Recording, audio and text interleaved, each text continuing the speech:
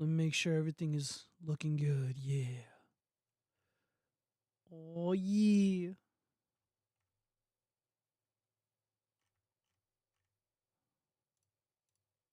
All right. I'm going to get this motherfucking party started in 2 seconds. Give me a minute.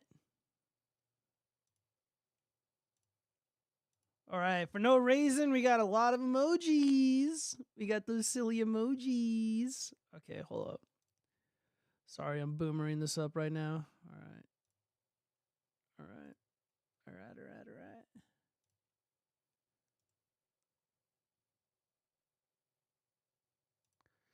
All right. All right. Without further delay, let's go. I'm Alex Jones, your host. Docs and ding-dongs flopping around.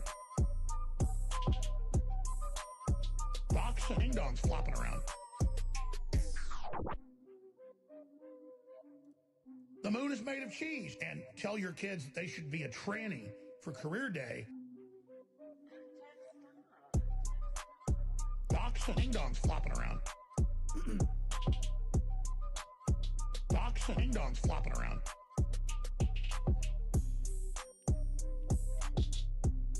Excuse me, it's ma'am. It's ma'am. It's ma'am. It's ma'am.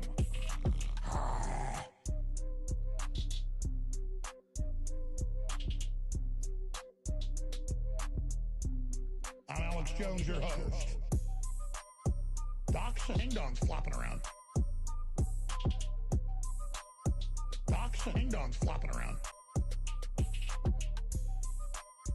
Docs and ding-dongs flopping around.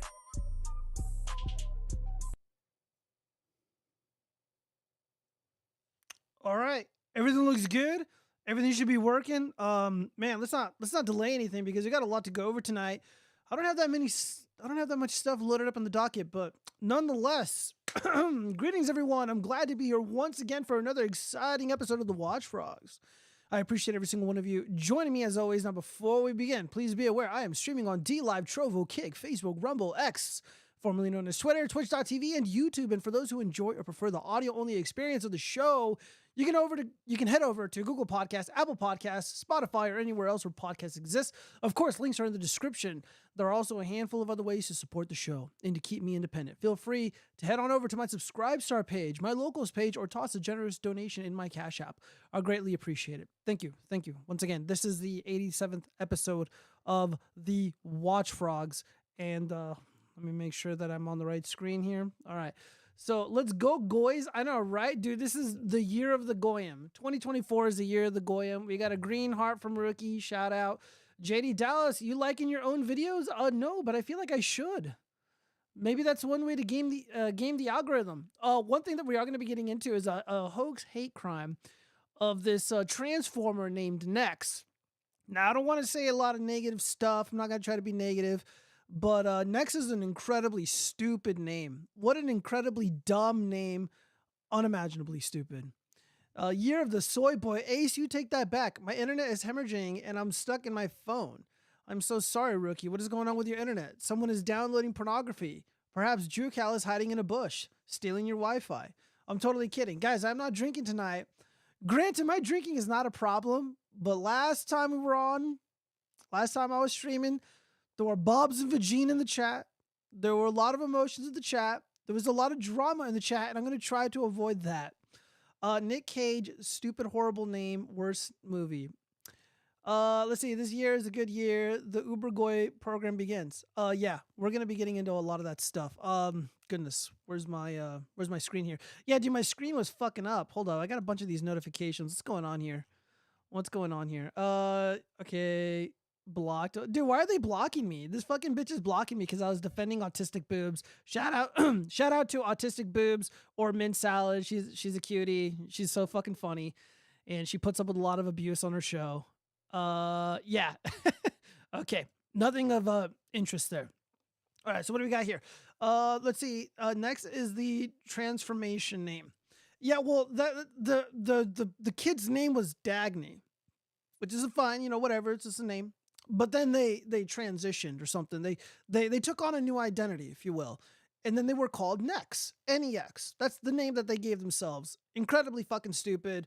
Where are the parents? Why are the parents not intervening and preventing the child from giving themselves a retarded nickname? What is going on? We're going to get into it. But right now, we got a primary in Michigan, and Trump is absolutely fucking crushing it. My hope is that he makes it to... Here, let's scroll down a little bit. Oh, where the fuck are the results? Shit. All right, guys, we're missing results here. Michigan results. Here we go. All right. Oh, yeah. All right. So we are 32% reported in Michigan. There is a contentious Michigan primary for the Democrats and, of course, the Republicans. Right now, Trump is at 66.9%, and Sticky Haley, Nimrata Haley, is at 28.1%. And that number is going down ever so slowly. My hope, dude, we're going to be easily well over 70%, more than likely. My hope is that we make it to 80%. Trump needs to fucking crush her everywhere he goes in the union, because you got to crush these narratives, these false narratives that are being promoted by the Lugan press, that are being promoted by the fake news industry. We're going to get into it. And there's also very little political stuff going on. I'm not going to get too much into it. I got to read some of this stuff. I couldn't go to Costco today for apple pie, and now we'll starve. Ace Angelo, please do not die. You can Uber eat some goy slop. I actually just had McDonald's to celebrate. It's a ritual. Yeah, Sticky Haley. Oh, yeah, dude, she's very sticky, if you know what I mean. She likes to get sticky in the back seat of the Oldsmobile or wherever she's cheating on her husband with. Her husband, who is serving the nation of Israel, fighting for Israel's interests. And while he's out there fighting, wearing that iconic camouflage uniform, she's cheating on her faithful husband. And then, of course, the family is being bribed with BMWs, with lucrative jobs, and all this other nonsense. And I'm sure the dad who was cheated on, the cuck in the situation, I'm sure they threw some shekels his way just to keep his mouth shut, just so he doesn't further embarrass Nikki Haley. Nikki's number will go down, like she goes down on men, not her husband. I know, anybody but her husband. Anybody but her husband. Goy slop, you say. Chomp, chomp, chomp emoji. It's an adorable little cat. All right, so let's just beast through these stories really quick. We'll be checking in on these totals. All right, so Delaware's early voting system and permanent absentee laws are unconstitutional. A judge says, oh, no kidding. This is what I've been saying for a long time. Long story short, I'm not going to read pretty much any of this. But Delaware is in play, ladies and gentlemen. Delaware is in play. This is Joe Biden's home turf. Will the orange man claim it? Who knows? I hope so. Let's just see really quick. Laws allowing early voting and permanent absentee status violate Delaware's constitution and are invalid, a judge ruled in a lawsuit brought by a state elections inspector and a Republican lawmaker based. The laws are inconsistent with our constitution, therefore cannot stand, a Superior Court Judge Mark Connor declared in a ruling late Friday. Womp womp. Mark Elias is, he's got tears in his beers tonight. Election Inspector Michael Manella and Senate Minority Leader Gerald Hawker showed by clear and convincing evidence that the laws were unconstitutional, the judge said. Yeah, now if we can only replicate this success in Nevada, Arizona, Georgia, Wisconsin, Pennsylvania, and of course Michigan, that would be great. The union would be in a much better place. Perhaps we can set aside the divide in the nation. What else do we have here? So right now, war is on the minds of a lot of Americans, but it's also on the minds of people all over the world. So the problems that are unique in the United States, they're not so unique elsewhere. YouGov.uk, why won't Britain serve in the armed forces if called? That's a really great question. So basically a lot of these lads over in the UK, they're basically saying and feeling what I'm feeling and saying. I'm not going to fight and die for Israel. I'm not going to fight and die for Ukraine or people like Zelensky, who's not even authentically Ukrainian. A lot of people don't like when I say that, but it's true. And I'm all for it. They're like, dude, you want me to go out and die so all these illegal aliens, so all these so-called refugees can live for free and like rape chicks and shit while I'm like getting my dick blown off in some fucking desert fighting terrorists and shit? Nah, dude, people are tapping out and I am all for it. This is what I preach. This is what I promote. Risking your life, sacrificing your life just so people in the military age males in the third world can live for free. Fuck all that. If they want free housing. They want to, live luxuriously in high-rise hotels and whatnot. They need to slap on the uniform. They need to strap on some fucking boots, and they need to earn their keep. They need to go out there and fight for Israel's interests. They need to go out and tango with the terrorists. I should not have to. Again, I don't want to do these things. And apparently these young British lads feel exactly the same way. Oh, I got to take a swig of this water. Oh, yeah. All right, so with Yuga previously discovering large numbers of conscription age Britons would refuse to serve, we return to the question to ask them why not. I mean, I don't know if they're like genuinely perplexed, but Western society shits on white males, shits on men of European stock and women too. And the people that are replacing us, ungrateful, whiny, overly entitled, and they didn't earn anything. But they want the whole world. So you know what? You guys go out and fight for it. All those stunning and brave BIPOCs, you pick up a weapon, strap on the boots, and you go do what you got to do to live the life that our grandparents, our ancestors fought for. With the specter of a new global conflict growing in recent weeks, thank you, joke Biden, speculation that conscription could be reintroduced was prompted by General Sir Patrick Sanders, Britain's most senior army officer, calling for an increase in the size in the army, and said that the country needed to increase preparedness for conflict. Conflict with who, dude? How about the leaders of these countries stop picking fights? Because your little diversity pets, they're not going to do the bidding for you. Why would they? They live for free. And why are traditional British, actual Englishmen going to risk their lives so these fucking fat asses can just sit around and rape and steal and, collect government checks and shit? Fuck that. And a lot of people are feeling that shit. A YouGov survey last month found that a third of 18 to 40-year-olds would refuse to serve in the event of a world war. Unbelievably based. Yeah. If you're of European stock, if you're white, just tap out. This isn't our fight. This isn't our war.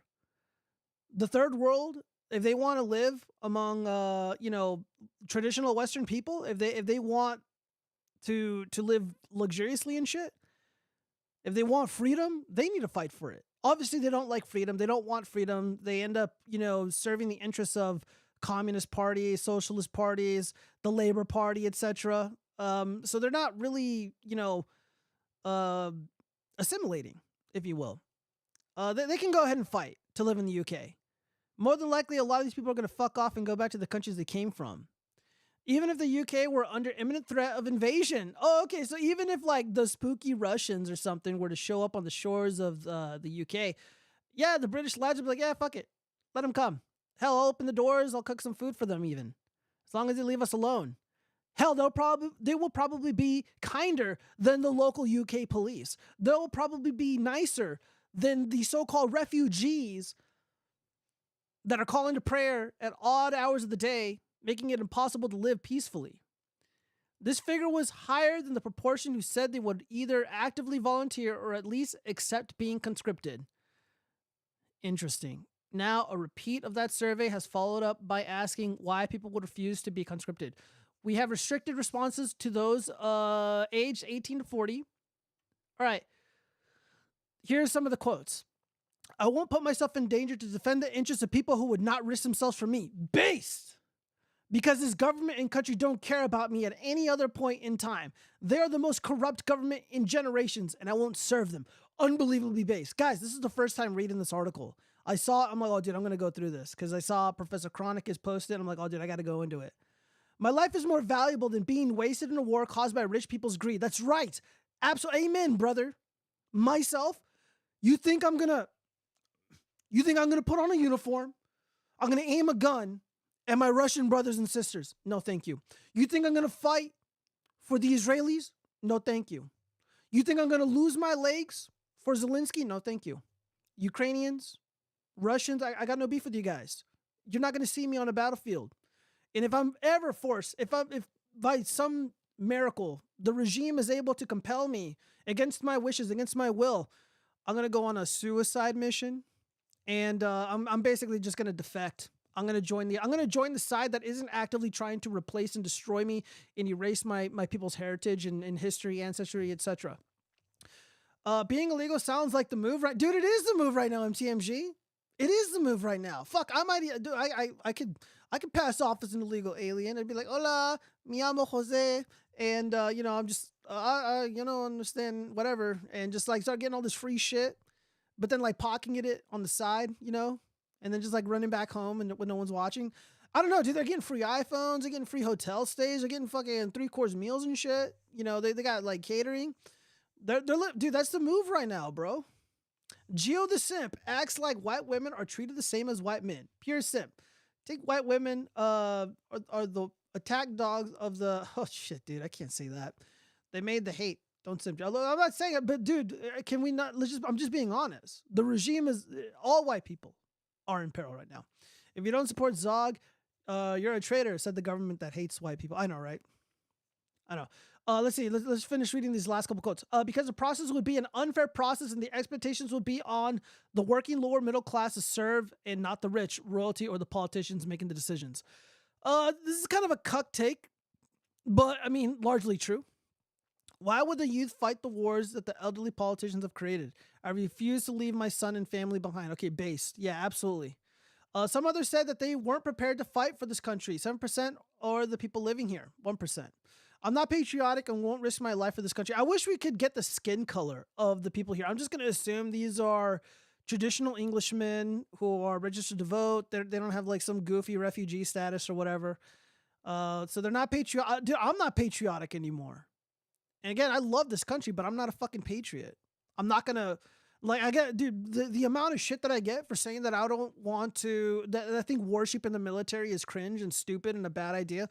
Oh, man, the pushback I get is unbelievable. All right, what else do we got here? Not willing to go to war for this country. Don't feel a sense of patriotism or pride to live here. Yeah, why would you? Your women hate you. The people, the stunning and brave military-aged males that are being imported into the country detest your heritage, detest your skin color. Man, I'm going fucking hard tonight. I don't owe my life to my country. Yeah, exactly. I don't owe shit to my country. If anything, my country owes me. I pay fucking taxes. Do your fucking job. Secure the goddamn border. Expel the invaders. Like, what the fuck, man? The process to remove Biden should be a lot easier. And it should be a process really spearheaded by the people, not Congress or the Senate or whatever, because they're fucking useless. These people are useless. Dragging their feet, whatever. I mean, now look at where we're at. We're on the brink of World War III. The country has imported literally tens of millions of people. Like, we're fucked. The UK has seen people like myself as a danger to society. I have no nationalistic pride to protect my country. If my country treated me as an equal, not a minority, I would be willing to serve. Well, minorities are treated like royalty in the UK. You're treated not as a minority, but as a leper, as a criminal, as a pest that needs to be extinguished. The writing's on the wall, fellas. Because our borders are already allowing in thousands of men from countries who hate us anyways. So we've already lost before we begin. Fuck, dude. Now that's dark. That's dark, man.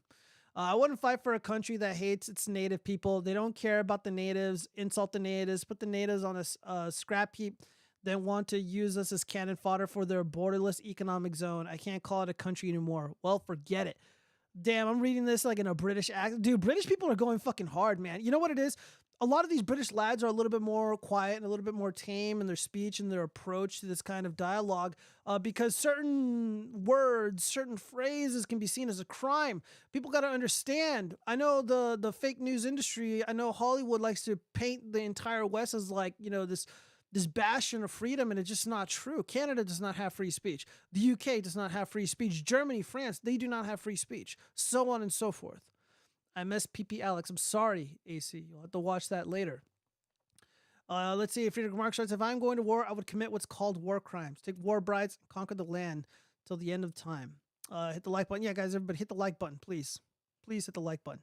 All right. So we got more.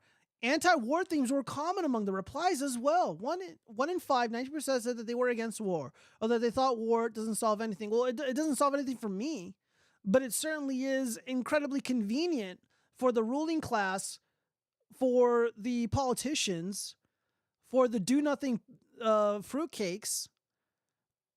They get to reap all the benefits All the people that perish, well, that's a lot of property they can buy. There's less people to worry about, less white people to worry about. They don't have to court their votes anymore. They'll just have one demographic to worry about, and they think that they can control them, and they can't. I'm not interested in anything to do with war. It's pointless and destructive. I don't want any part of it. War does not solve the world's problems. Instead, it makes it worse. I am very against war, and I think it is entirely unnecessary, so I'll not risk my life for it. I do not believe in humans killing other humans. Political leaders should reach agreements. War, fighting, and death is not the solution for poor politics and violent intent. Damn, dude. Well, another 8% explicitly brought up ideological religious beliefs involving pacifism. I'm not going to read this. This is boring. Other 9% understandably fearful about the prospect of dying. It terrifies me. I don't have a death wish. It scares me. I hope the world has more sense and we can move on so history doesn't repeat itself. Unfortunately, it's going to repeat itself. Brace yourselves, terrified lad.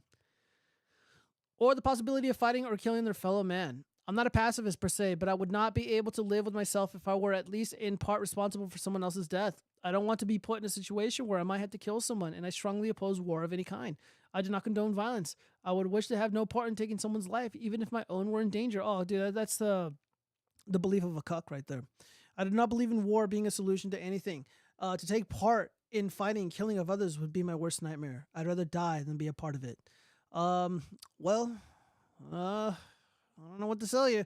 Wars and going to a war is the absolute opposite of everything I am. There is always another solution besides that. War, simplified, is two or more countries, governing bodies, disagreeing and ordering their people to go and murder each other. I refuse to take other people's lives. If the government wants to go to war, they are welcome to enlist themselves and do the dirty work, but nobody should be able to force me to ruin my own life, not to mention it goes against my faith.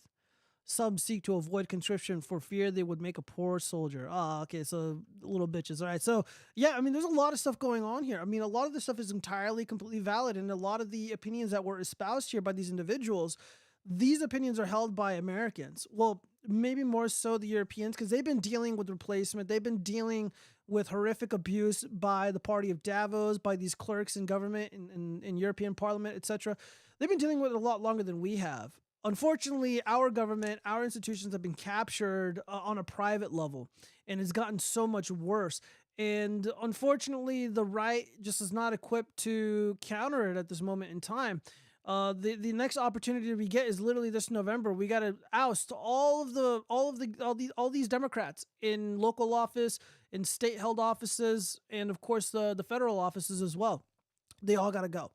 I mean, that would be a nice start. And then, of course, rejecting war and just being a vocal proponent for peace is also incredibly important. And it seems like a lot of people are in my camp. A lot of more people than the regime cares to admit are sympathetic towards my worldview. And that's why it's important to speak out. It's why it's important to not be afraid and to use your speech while you still can. Speak out while you still can. Because there are people that want to take your right to free speech, man. Again, dude, shit's about to hit the fucking fan. I mean, right now, you have, you want to make the case that some states are actively ignoring the Supreme Court. You can probably make that case. Joe Biden is literally ignoring rulings from the Supreme Court. So it seems like the laws don't matter. The rules don't matter. Accountability doesn't matter. It's what are the people going to do to safeguard their own freedom, their own well-being, their own future. It's up to us. Hold on, let me read some of these comments. If those people die with no one to give their inheritance, then I think the state takes it. I wonder who they give it to. Well, you know who they give it to. War will let you know that those that take the paddle and those that do the paddling, opposite over Hyptenuse. I can't even read that. Dude, your name is really fucking long, bro. What's going on here? Zombie for Bombastus? Dude, I'm going to get a stroke reading that name. Only valid opinion against war is you don't set the rules on how I kill or how you fight it. I think I know what you mean, but this just made me realize the soldiers are paid the same base payroll per rank, whether it's a peacetime or wartime. Might as well make money with war, logically at least. Hold on. War isn't worth it, man. None of this is worth it. I don't care how much money that they'll pay me. I mean, there were a lot of people that were enticed by the $50,000 bonus sign up. The brand new soldier, just a year and a half ago, could make over $50,000 plus their base pay just for enlisting for like 4 or 6 years. Most people didn't do it. Most people didn't want to do it. Me personally, I would never aim a firearm at my Russian brothers or sisters, or deliberately, willingly harm somebody of European descent. It's not gonna happen. Mushmouth, shut the fuck up, zombie. Dude, you give me mushmouth, zombie. Okay, fucking my shit up. I'm very upset. All right, so what else do we got here? I think there is more to that as well. Let's just check in on the Michigan. All right, dude, we're almost at 70%. 31% reporting in. Donald Trump is at 70%. Dude, the aim is 80%. Hopefully, we're close to 80 by the time the show is over.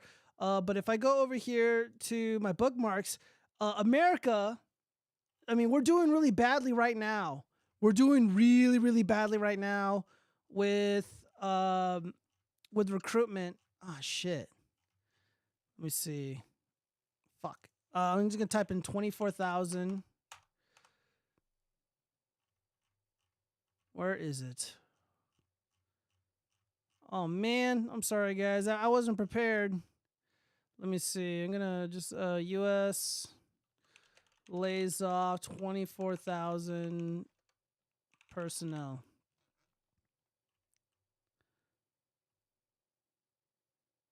"12 hours ago. Press Democrat." Yeah, this is confirmed by Breaking 911, but this is a good enough source. Let's see. Hold on, let me read this really quick. If you want to go to war, funny money won't work. War brides and conquered lands are the only selling points. Friedrich Marx is unironically probably correct. All right, U.S. Army is slashing thousands of jobs in major revamp to prepare for future wars. Oh, okay. Cool. The U.S. Army is slashing the size of its force by 24,000, which is nearly 5%. So they can't recruit people. There's a financial shortfall here in the budget, and 24,000 people had to go. Awesome. The U.S. Army is slashing the size of its force by 24,000, or almost 5%, and restructuring to be better able to fight the next major war, as the service struggles with recruiting shortfalls that made it impossible to bring in enough soldiers to fill all the gaps. The cuts will mainly be in already empty posts, not actual soldiers. Okay. Including in jobs related to counterinsurgency that swelled during the Iraq and Afghanistan wars, but are not needed as much today. About 3,000 of the cuts would come from Army Special Operations Forces. At the same time, however, the plan will add about 7,500 troops in other critical missions. All right, so they're reshuffling a few of these people, but a lot of them are probably going to go permanently, including air defense and counter drone units and 5 new task forces around the world with enhanced cyber intelligence and long-range strike capabilities. So it seems like the next major war is largely going to be fought via cybernetics, long-range missiles, and drones. According to an Army document, the service is significantly overstructured, and there aren't enough soldiers to fill existing units. The cuts, it said, are spaces, not faces, and the Army will not be asking soldiers to leave the force. Oh, okay, so no one's necessarily leaving, but still, 24,000 positions eliminated. Interesting. Instead, the decision reflects the reality that for years, the Army hasn't been able to fill thousands of empty posts, while the Army, as it's currently structured, can have up to 494,000 soldiers. The total number of active duty soldiers right now is 445,000. Dude, that's not a lot. Dude, there's more illegal aliens storming the border than are in our armed forces. Under the new plan, the goal is to bring in enough troops over the next 5 years to reach a level of 470,000. The planned overhaul comes after 2 decades of war in Iraq and Afghanistan that forced the Army to quickly and dramatically expand in order to fill the bridges sent to the battlefront. Or the brigades, fill the brigades sent to the battlefront. Again, what I've been saying, we don't want to fight regular people, working class people like myself, honest people. We don't want to risk our lives and fight for Israel or Ukraine or the Biden crime family or the Clinton crime family. We're done. Or the Obama crime family. We don't want to fight for these families, these dynastic political families. We're over it. And they obviously have to retool and restructure the way that the military physically functions. And the nature of war is also changing. So this mix-up, if you will, kind of makes sense. They require people that can probably do more damage than like a traditional grunt. So somebody who can engage in drone warfare and missile warfare, The one person is probably going to be able to do multiple things, be able to occupy multiple battlefields, if you will. That's what I see. That's what I see. We're going to be overly reliant on these drones, and our fighting force is going to dwindle. And not only that, the quality of soldier is probably going to dwindle as well. 24K didn't lose their jobs. They removed 24K jobs. So yeah. I mean, and also this is also to make the regime look better. It's like, oh yeah, we're getting smart with the way that we do the military. I feel like this is more of a necessity. Because a lot of the bullshit positions that were eliminated, those would have been like clerks, those would have been, like administrators, people who do bullshit paperwork. And again, fascistic communist regimes, they love their paperwork. They love, categorizing everything and whatnot. And especially when your main enemy is the population that you're supposed to be protecting, like myself, you're going to need those people when trying to manage, dissidents like myself who become problematic, if you will. Cyber warfare plus long missile warfare equal no need for GEDs. I don't know about that, AC. Again, I don't claim to be a military expert, but you could be right. I mean, I've heard analogies from people that are in the military. It's like, oh yeah, manning those drones, it's like playing a video game. It's very similar to like what we saw in like Call of Duty, if that makes any sense. I mean, that's just what I heard from people in the field. I don't know. I don't pretend to fucking know, but again, this maneuver here, this is defensive.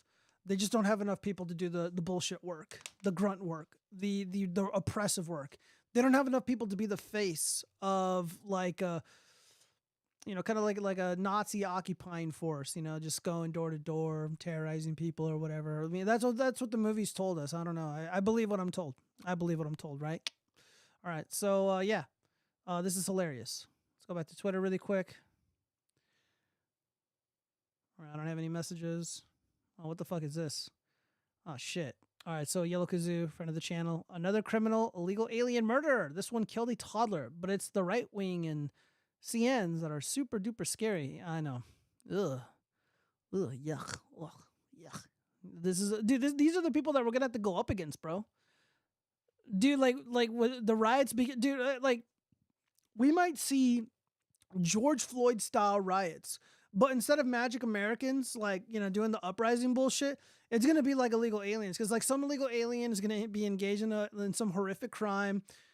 Cops are going to fucking do their thing. The retard's going to end up passing away in custody, and then all hell's going to break loose. That's what I predict.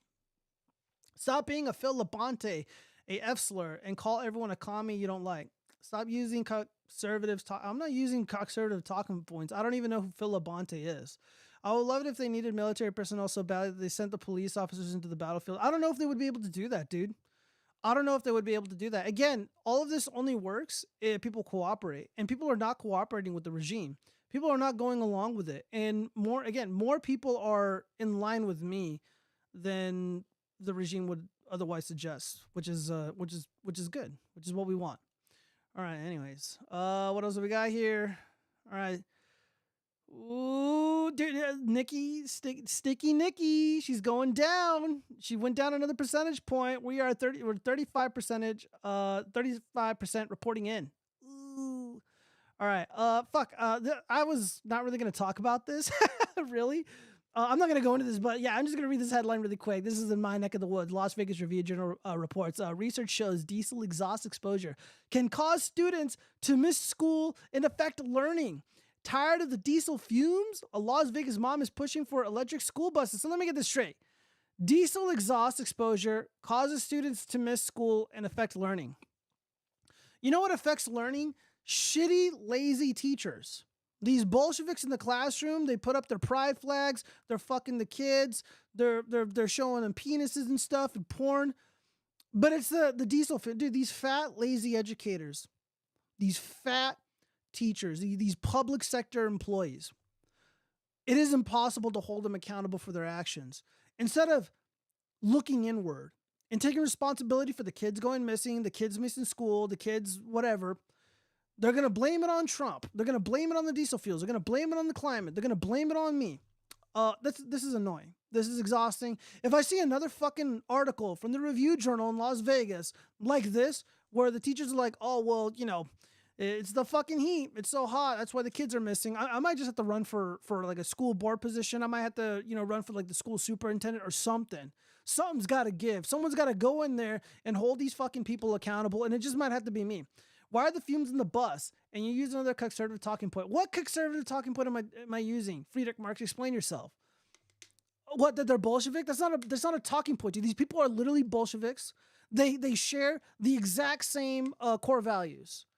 Like, again, we do the fucking accounting all night long, and you'd be wrong. No one ever thinks of the health of the school bus driver from being exposed to the diesel. They always use kids as an excuse. I know, sad face. Yeah, I agree. Oh God. All right. Well, again, just you see shit like this, like just call out the educators. This is the educators being lazy and concealing their complicity in the failures in the education system, the public education system. This is a funny one. Yeah, this is a former Green Bay area public school superintendent, Dr. Claude Tiller Jr. He was caught on a hot mic giving a racist rant about white people. He wasn't fired. He resigned after the district agreed to pay him a lump sum of $250,000. They also thanked him for his many contributions. What a disgrace. Yeah, this is breaking 911. Hilarious. All right, well, let's listen to this. And that's the kind of stuff that really happens. Yep. And people don't want to have those conversations. Absolutely. Yeah. Absolutely. The first thing they say, oh, me? Right. Well, TCH, of course it's you. Tiller also spoke with Harrison Berry about employment across Green Bay and the school district. And they put Hispanics over the meatpacking industry there and everything, and they keep them just enough happy. Throw these parties and everything, and just enough dumbed down. To say they did something. And Green Bay is about as lily white as I've ever seen it. A lily on top of the lily. Lily on top of the lily. Dr. Tiller had been in Atlanta as part of a recruitment trip at historically black colleges and universities. During the show, he spoke about his goals for race disparities in the district. We need more minority teachers in Green Bay area public school systems. We have 92 or 90.2, somewhere in there, percent Caucasian teachers and 61.5 black and brown. I want to lower that number. I want to have more minority teachers, at least equal as the Caucasian teachers in my district. In a statement of his resignation, Dr. Tiller said, quote, "Simply put, I spoke my truth." Tiller also said that he did not know there was a web recording comment he made outside of the radio broadcast. You got to come in and you got to work your tail off because that's a reflection of the black person that gave you an opportunity. And people in other cultures do it all the time. Absolutely. It took 147 years for me to come as a black man to Green Bay. So what people don't understand is that not only do I have to walk a certain way, I have to talk a certain way, I can't hang out in certain circles. And in a remark punctuating his concerns for the realities for black people. Head is the head that wears the crown. That's right. That's right. And if I don't make it, then that closes the doors for.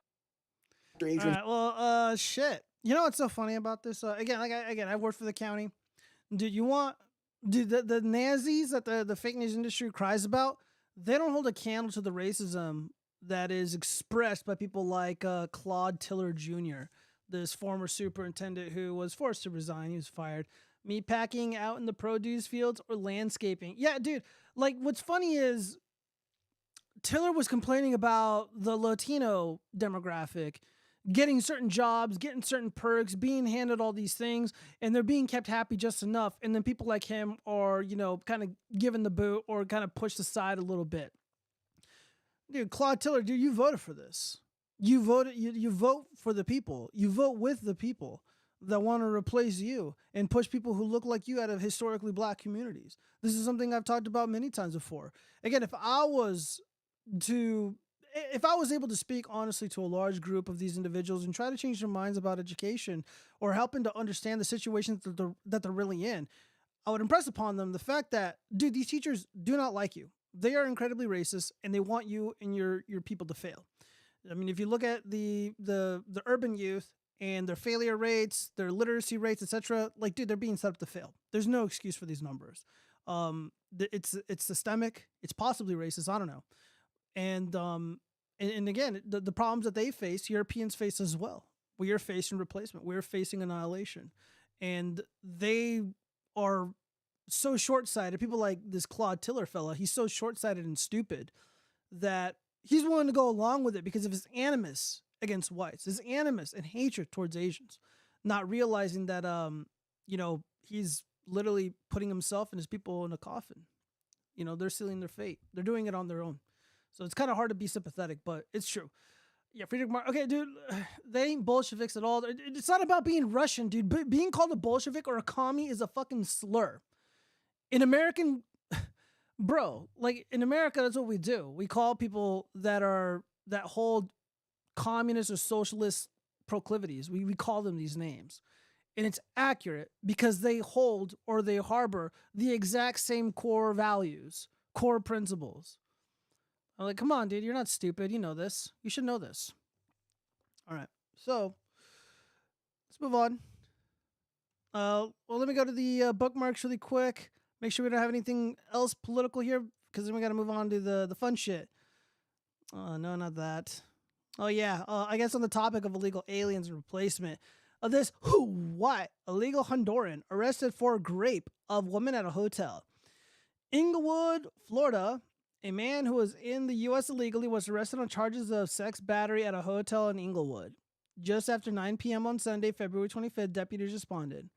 I'm going to describe him for you. He looks really gross and yucky and poopy brown, but his race suggests that he's a white male. Place of birth is Honduras. Apparently, this rapist is married. His marital status is married.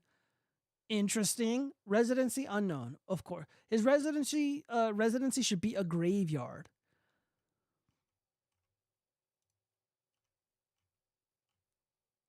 I already read that.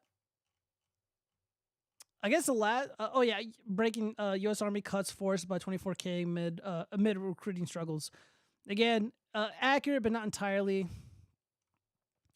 Aaron Bushnell. Let's get into it before we move on.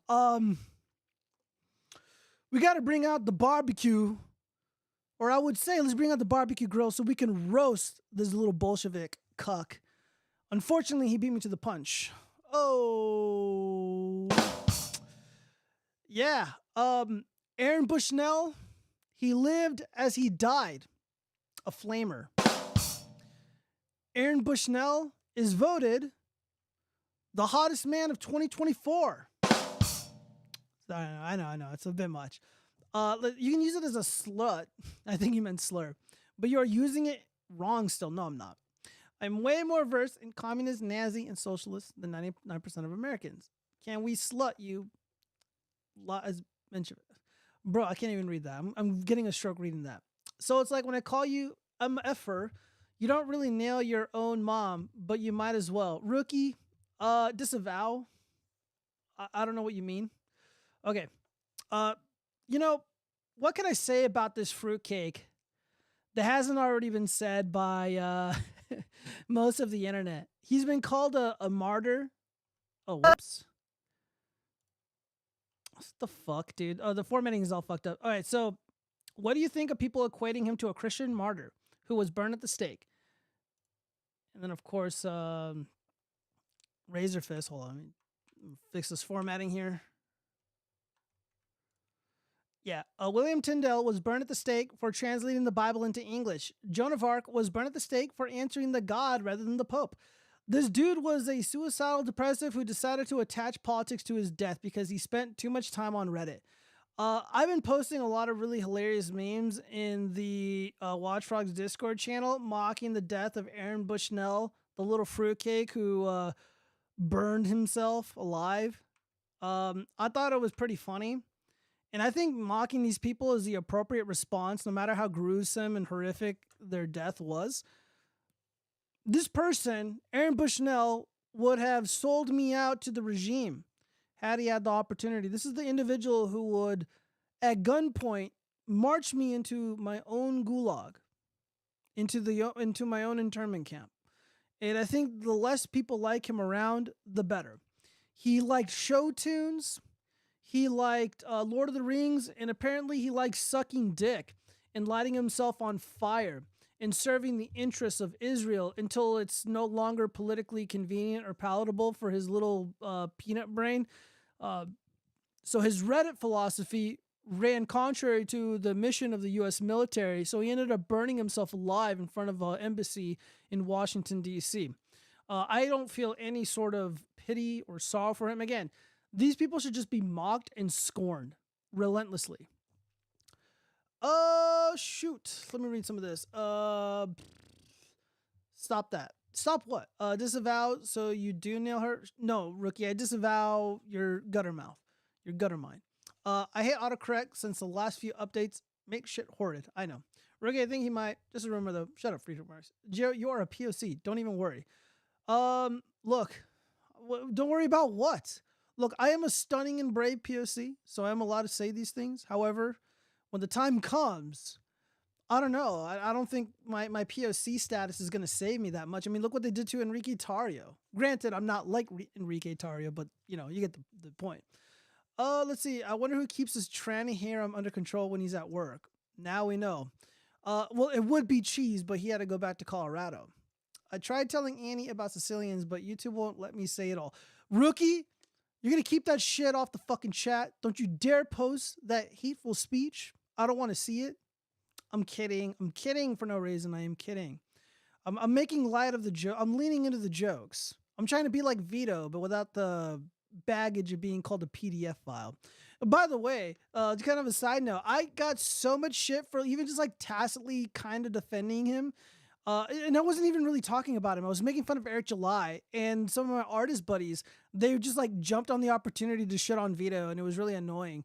And it's just like, dude, like I can make fun of Eric July and not like the things that Vito says, but I am a Christian, and bearing false witness against somebody is also against my core beliefs, and it's something that I have issue with, and something that I felt really bad about. Annie has a chocolate cannoli. God damn it, rookie. Oh my god. Okay. All right, well, we got to move on. But yeah, fuck Aaron Bushnell, roast and piss retard. I'm glad that you're gone. People with this Reddit philosophy, the world is better off without you. I am never not going to make fun of people like Aaron Bushnell. And I guess one side note, there was this Israeli operative who was defending the embassy, and he goes out there and aims his pistol at the little fruitcake that's on fire, and people were shitting on him. And it's like, dude, the last thing, like, you don't know if this guy's a terrorist. I mean, he's got sympathies with Hamas terrorists. You don't know what this guy is up to or what he's gonna do. He did nothing wrong. He had excellent control of the firearm. He never flashed an innocent person. He kept his sights in the firearm trained on the threat. He did nothing wrong. Let's see. Gulls ain't white. Okay, Freedom. Okay, guys, we're not gonna get into this. We're not gonna get into this racial debate or whatever's going on in the chat. I disavow. Look, rookie, can you just bring out the boobs and vagina again? I want to see bobs and vagina again. I don't want, the chat's gonna get me into trouble. All right, we gotta get into pop culture news. Hold on, I didn't finish going through these bookmarks. It's too busy roasting Aaron Bushnell, this little fruitcake right here. Read that already. Oh yeah, here's a good one. Feel your flame in the Air Force. Yeah, burn alive for Israel. Yeah, that's great. I'll go over South Carolina later. Let's check in on Michigan really quick. All right, so 40% report again. We're still at 67%. Ugh. Sticky Haley is still going down. The good Jay is always hated. Oh man. I don't know what to make of that. I'm gonna respond to that. All right, so pop culture news. If you don't want to pay $60 for Skull and Bones, you can play it play it 8 hours for free instead. Yeah, dude, this game is so bad. They had to give it away for free for a few hours, hoping it would convince people to shill out the $60 for it. But I am an anti-consumer. I am against the culture of consumption, and I'm also all about owning the things that you pay for. Ubisoft has made it very clear that they do not believe that you should be able to own the things that you pay for. They want to go to this, like, weird commie dystopian bullshit, you don't own anything, you'll be happy model. And I'm just against that. And I think that's one of the larger reasons as to why this game is failing, despite all like the millions of dollars that they put into it. And also, apparently, it's really boring and it's nothing like the pirate ship mechanics in that Assassin's Creed game that everybody loved. Ubisoft's long-awaited pirate adventure, Skull and Bones, is out today. And if you're curious but put off by the unexpectedly steep price tag, I have good news. An 8-hour trial version is available, so you can see what it's all about without paying a penny. Yeah, well, that's still too expensive for my taste. I initially expected Skull and Bones to come in with a fairly moderate price tag, given that it's all in on the live service thing. What does live service even mean? I've heard multiple definitions, but I'm not entirely sure, including a battle pass and in-game stores selling a range of cosmetics for premium currency. But no, it's a full-price game for the standard edition on PC and $70 on consoles. Yeah, it's way too expensive, dude. I'd rather go out and buy power tools with that money. Actually, $90 in my backwater little country.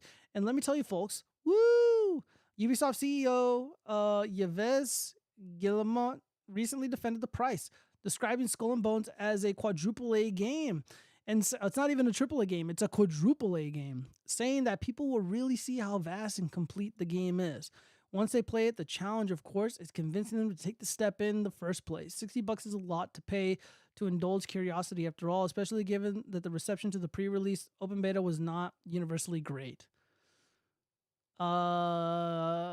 Yeah. I don't know. I never heard of this game until fairly recently. The last thing I heard that was like kind of big regarding Ubisoft is their stance on ownership of property. And again, we have to reject this at all costs. And the best way to do that is to reject modernity, reject the subscription models, again, engage in anti-consumerism, engage in skepticism, step away, stop consuming product. That's the best way to beat this stuff. And yeah, I think they're feeling it. I mean, this is a very desperate move, and I feel that they are going to get even more desperate in the very near future. Oh, let's see. Twitter keeps suggesting Nazi groups are for me. Suggesting Nazi groups for me to join. Rookie, I don't even know what that means. Wait, why would they be suggesting you to join Nazi groups? What do these groups have to offer? Please tell. Plantation-based economy is a libertarian wet dream. You will own nothing and love it. They will own you and everything and love it. Yeah, apparently. That seems to be the direction that they're going in. Oh, hold on. Let me check it on Rumble really quick. Oh, shit. Shout out to everybody on Rumble. I am so sorry I was neglecting you. I got to reconfigure this so that I can see my chats in OBS. There's a way to do it. I'm just too lazy to set it up most of the time. Let me check it on Facebook. Live video blocked. It looks like your live video may contain music, audio, or video belonging to... No, resume. What the fuck? Yo, fuck you, Facebook. Piece of shit. All right, whatever. Fuck you, Facebook. All right, well, let's... The show must go on. Okay. So we got these cloud chasers here. We're going to watch this short video. Hold on. Make sure there's no music. I was so uncomfortable. Okay. So I finally get around to my set. Now I want you to notice he's looking around everywhere. Make sure nobody's looking. He has his phone in his hand. And just briefly, after he walks through, you can see that he's going to lift his camera up. You're going to take a quick Snapchat with the finger, and put it right back down. When I was not looking, of course, because that's what predators do. Fucking creep. And I am so glad that I did not see you do this, because if I did, I'd be in jail and you'd be in the hospital. Bro, your Sinead O'Connor looking ass ain't gonna do shit. This fucking dude, for the audio only listeners, this fucking bitch looks like Sinead O'Connor. Look up, just Google Sinead O'Connor. By the way, rest in piss, Sinead O'Connor. She's dead now, and the world is better off without her. Yeah, this is what this chick looks like, but more frumpy.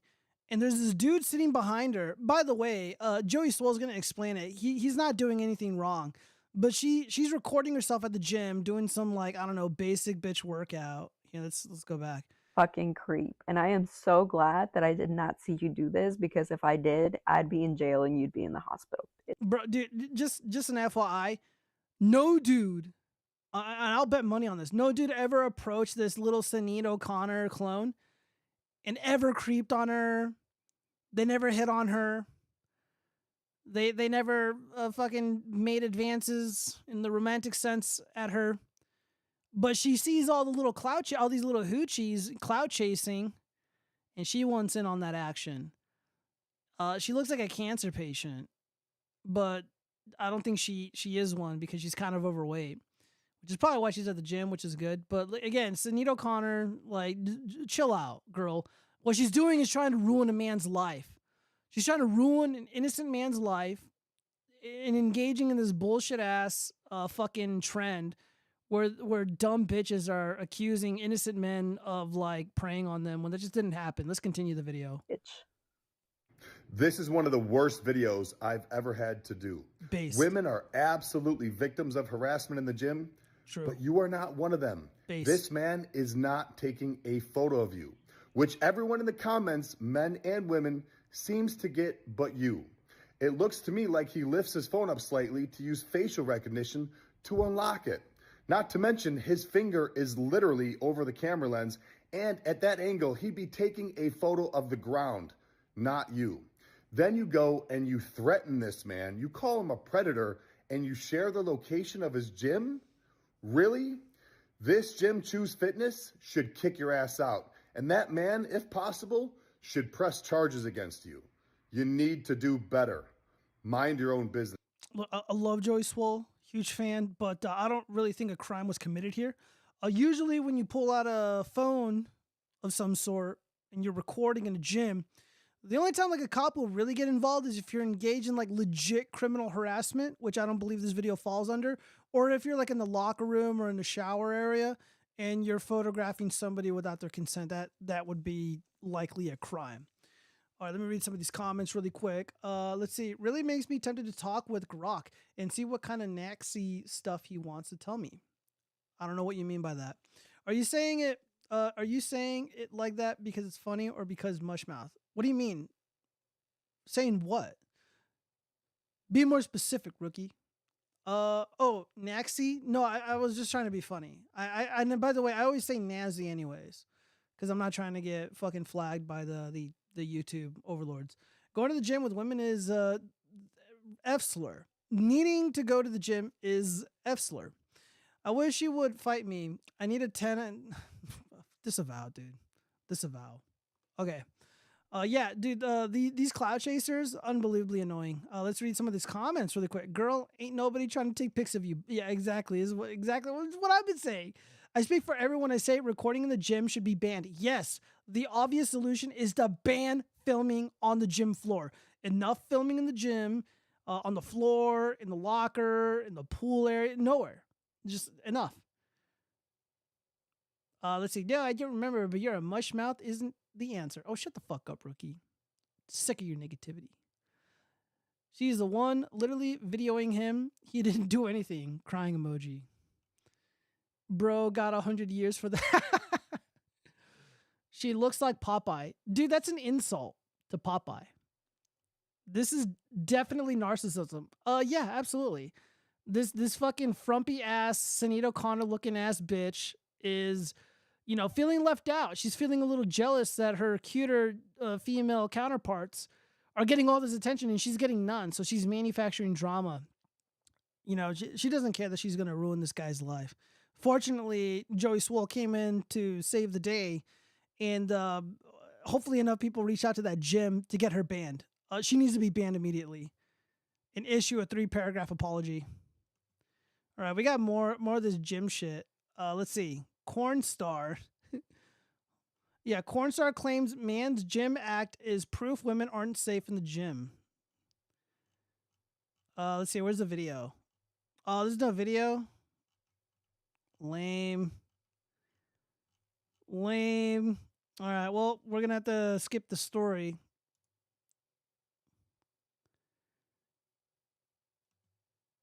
All right, Massachusetts school requests National Guard to rein in violent students. Sex and drugs in the classroom. Dude, yeah, the schools are so out of control. The teachers are so fucking useless and lazy, as I stated earlier. They are now requesting the National Guard be brought forth to deal with the sex and drugs in the classroom. How about those National Guardsmen go to the border and prevent these drug smugglers from bringing in the drugs in the first place? And at the very least, you don't have to worry about the drugs in the classroom. You'll just have to break up the kids having sex or whatever. Members of a Massachusetts high school committee sent a letter asking their mayor to deploy National Guard troops to rein in violent chaos on campus, ranging from daily brawls in the halls to frequent drug use and fornication in empty classrooms. Okay. Recent events at Brockton High School have prompted us to seek immediate assistance to prevent a potential tragedy. 4 members of the Brockton School Committee wrote in February 15th letter. Over the past few months, our school has experienced a disturbing increase in incidents related to violence, security concerns, and substance abuse. The situation has reached a critical point. More recently, we had an alarming 35 teachers absent, underscoring the severity of the challenges we were facing. It continued. Located about 20 miles south of downtown Boston, Brockton High School is the largest in the state with an enrollment of 4,300 students. Oh, shit, that's a lot. My high school had like barely 2,000. And teachers have been complaining for months that the mass of students has descended into an unruly mob that roves the halls during class time, comes and goes from school grounds as it pleases, and engages in vicious brawls daily. They're having sex and doing drugs and cutting class in empty classrooms, said BHS teacher Ellery American during an emergency committee meeting in early February where several teachers and administrators shared their experiences and fears about the crisis at BHS. Yeah, so you guys get the point. So should the military be brought in to deal with these unruly students doing drugs and worshiping Satan? I don't know. I would like to see what these students look like, though. What's the demographic of the students? Who's bringing in the drugs? I always get curious. You know, like the economy shit. People, the dollar ain't shit. Yada yada yada. Oliver Anthony. But these kids are able to buy drugs, sell drugs in the classroom, but nobody's got money. So someone's pumping these schools full of drugs, and I don't know. Maybe the military should get involved. Who knows? Let's see. No, blah, blah, blah. Women shouldn't be allowed to have a smartphone legally. Prove me wrong. I dare you to try. Friedrich Marx, if somebody waved a magic wand and it would be like a crime for a certain group of people not to have smartphones, I wouldn't argue it. I'll just leave it at that. I need 10 guys, 11 metal pipes, and 2 weeks to fix the issue. I need the school grounds locked down and hospitals on standby. Dude, you're gonna beat up a lot of kids. But yeah, this is America. And Massachusetts is like an overwhelmingly white state. So for Massachusetts to have this problem is it's pretty bad. All right, man accused. Oh yeah, by the way, we're dealing with the crime stuff before we get into the 304 shit. Oh, before we begin, let's see where we're at with the reporting. Oh man, 48% reporting in. We're still at 67%. Sticky Nikki is at 27 still. Yikes. So that's gonna be a yikes for me. All right, anyways, back to the crime stuff. Yeah, crime is out of control, man. So man accused of stabbing another passenger on flight to Las Vegas. Okay, so this is in my neck of the woods. A man who witnesses say stabbed another passenger on an airline flight and told authorities he intended to kill the victim has been charged with assault with a dangerous weapon. The man made an improvised weapon by wrapping rubber bands around several pins. Grand jury handed down a 1-count indictment against Julio Alvarez Lopez on Wednesday over the incident, which occurred on January 24th, Alaskan Airlines flight from Seattle to Las Vegas, according to the federal court records. So is this like an illegal alien thing? Let's see if we can get a good look at him. Let's see if we can read his immigration status here somewhere. The victim was identified as an off-duty law enforcement officer who had been seated with his family across the aisle from Lopez. A woman seated next to Lopez said he returned from a trip to the restroom and began punching the victim. The woman and the victim's wife screamed at Lopez to stop. The man began walking towards blah, blah, blah. According to an FBI agent's affidavit, he was restrained with flex cuffs, blah, blah, blah. According to FBI, Lopez said he had never seen the victim before the morning flight, but believed the man was following him and planned on deleting him in a video game.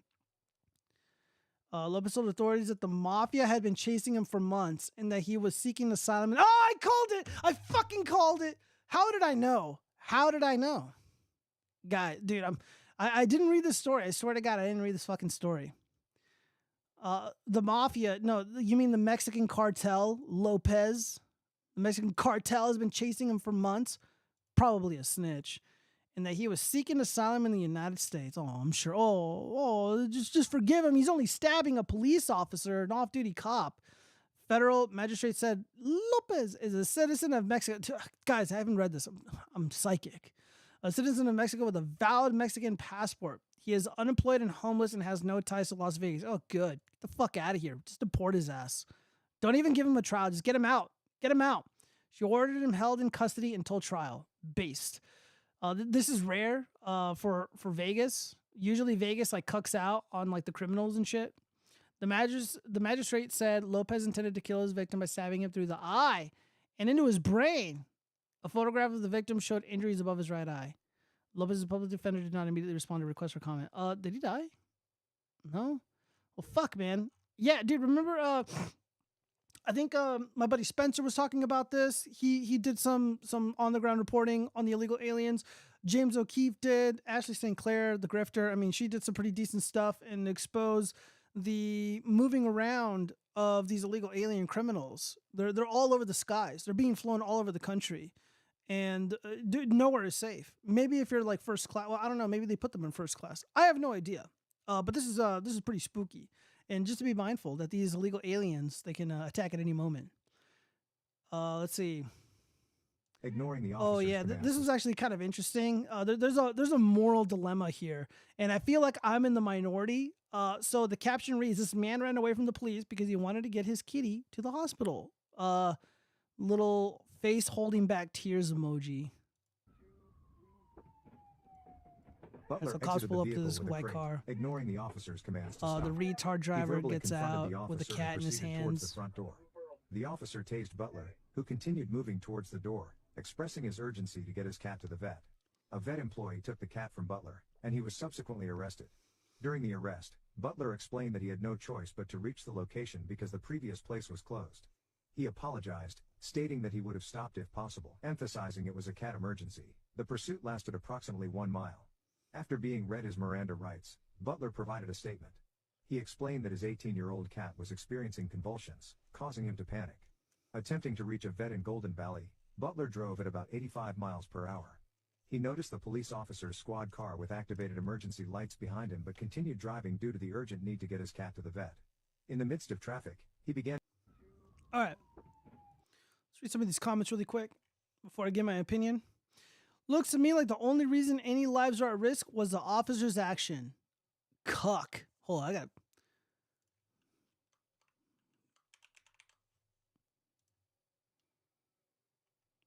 18-year-old cat? Nah, that's a family emergency. Pathetic. Huh. I spit on you. Puh, puh, puh. Cat emergency is real emergency. All lives at risk are real emergencies. I don't know what they mean by that. Oh, dude, this guy's posting multiple times. Average person can't speed, but it's okay for a cop to break every law on the road and do 100 miles per hour to catch up to you. Bro, what? Thank God he was not a magic American. I'll be honest, I do the same. I'd apologize and stuff too, but if my pup was in trouble, I'm not stopping. Bro did nothing wrong. Okay, so first off, fuck every single one of these cat dads, these cat moms, these dog moms, dog dads, whatever. There's no excuse for this behavior, you guys. I don't know about you, but the life of a human being, in most cases, in almost all cases, almost all, not all, is more valuable than the life of like a little cat, especially an older cat. I get it, dude. Mittens is dying. Mittens is sick and needs immediate medical care. You're endangering the lives of everybody around you, doing 85 miles per hour on the road. And it's scary to read all the retards in the chat or in the comment section saying that they would do the same thing. If they were to strike a young child, they would feel that it was a worthy risk. If they were to kill an elderly person crossing the road, it would be deemed an acceptable risk because our cat is sick or has the sniffles or something or having a seizure in this case. I don't know. Am I wrong? Am I being harsh in thinking that this person deserved to get tased, deserved to get their ass whooped? Look, I want to see a Rodney King style ass whooping against anybody senselessly endangering the lives of innocent people. Maybe I'm wrong. I don't know, but I don't think so. I think these fucking dog moms, dog dads and shit are out of line. And there's a lot of them in society, and you know what? We need Trump back to put an end to this nonsense. And there needs to be a sane voice that speaks out. Again, I'm a dog dad. I got my fat girl, my little butterball popcorn. I love her. I love her with all my heart. But am I going to risk the lives of my neighbors or the lives of innocent people in my city just to get my popcorn medical care? No, absolutely not. Absolutely not. I'll be proactive and I wouldn't have to do such a thing, risk people's lives. But I don't know. Maybe I'm wrong. F the cat. I wouldn't even accept the chase if it was a boomer emergency. Well, there you go, Friedrich Marx. I think we can agree on something tonight. We can definitely agree on something tonight. Let me read that earlier comment too. Off-duty cop and his family. What's the crime? This immigrant helped you out. No, they were off duty. They were just traveling, I suppose. But yeah, Rodney King style ass whooping for people who endanger the lives of others over a fucking cat. And yeah, dude, look at all this police hate, dude. Look at all this police hate. Oh man, what's up with all this spam in the fucking chat? I want to read comments about the incident, but people are just posting like random unrelated videos. What is this? Look at this. This dog is distracting me. All right, we gotta move on. All right, we gotta get into the finance stuff. Dog dad, mom implies you F dog. Oh, shut up. Disavow, Friedrich Marx. Does anyone else just work their ass off for like the last 3 or 4 years for like a college degree, and now you have a job that you hate and you still can't afford life and you're still fucking miserable and you can't pay any of your bills and you can't live in the house that you imagine, and you just feel lied to because you thought that if you just went to college and got a degree you'd be able to afford a house and like things that make you happy, but yet you're still barely can afford groceries or clothes or literally anything that makes you happy at all, and you had to spend the whole entire weekend in your bed because you literally don't have any money to go do anything other, like if you buy food you just can't have an entertainment budget. So I'm just wondering if anyone else is dealing with something like this or if it's just me, because this shit ain't it. Is anyone? I know, like I'm supposed to like make fun of her and stuff, but I don't know. I feel kind of bad for her. I mean, she looks really young. She looks like she's in her early 20s. Like she just barely graduated college or, got her associates. And obviously things didn't pan out the way that she wanted to. And a lot of people feel like they've been lied to.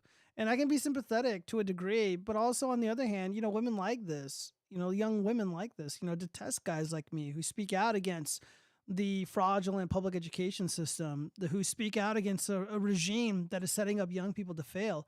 And I only say the things that I say because I care and I genuinely want to reduce suffering in the world and bring joy and happiness and create art and stuff.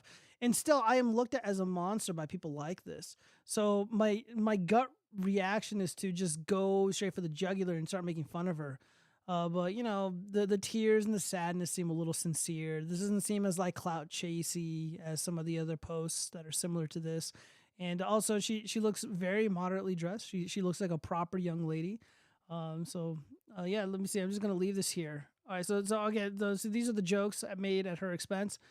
So it's a crying Wojak meme, and the crying is like raise the taxes, and then another one is increase the minimum wages, and then a surprised soy jack Pikachu type face without the tears, like why is everything so expensive?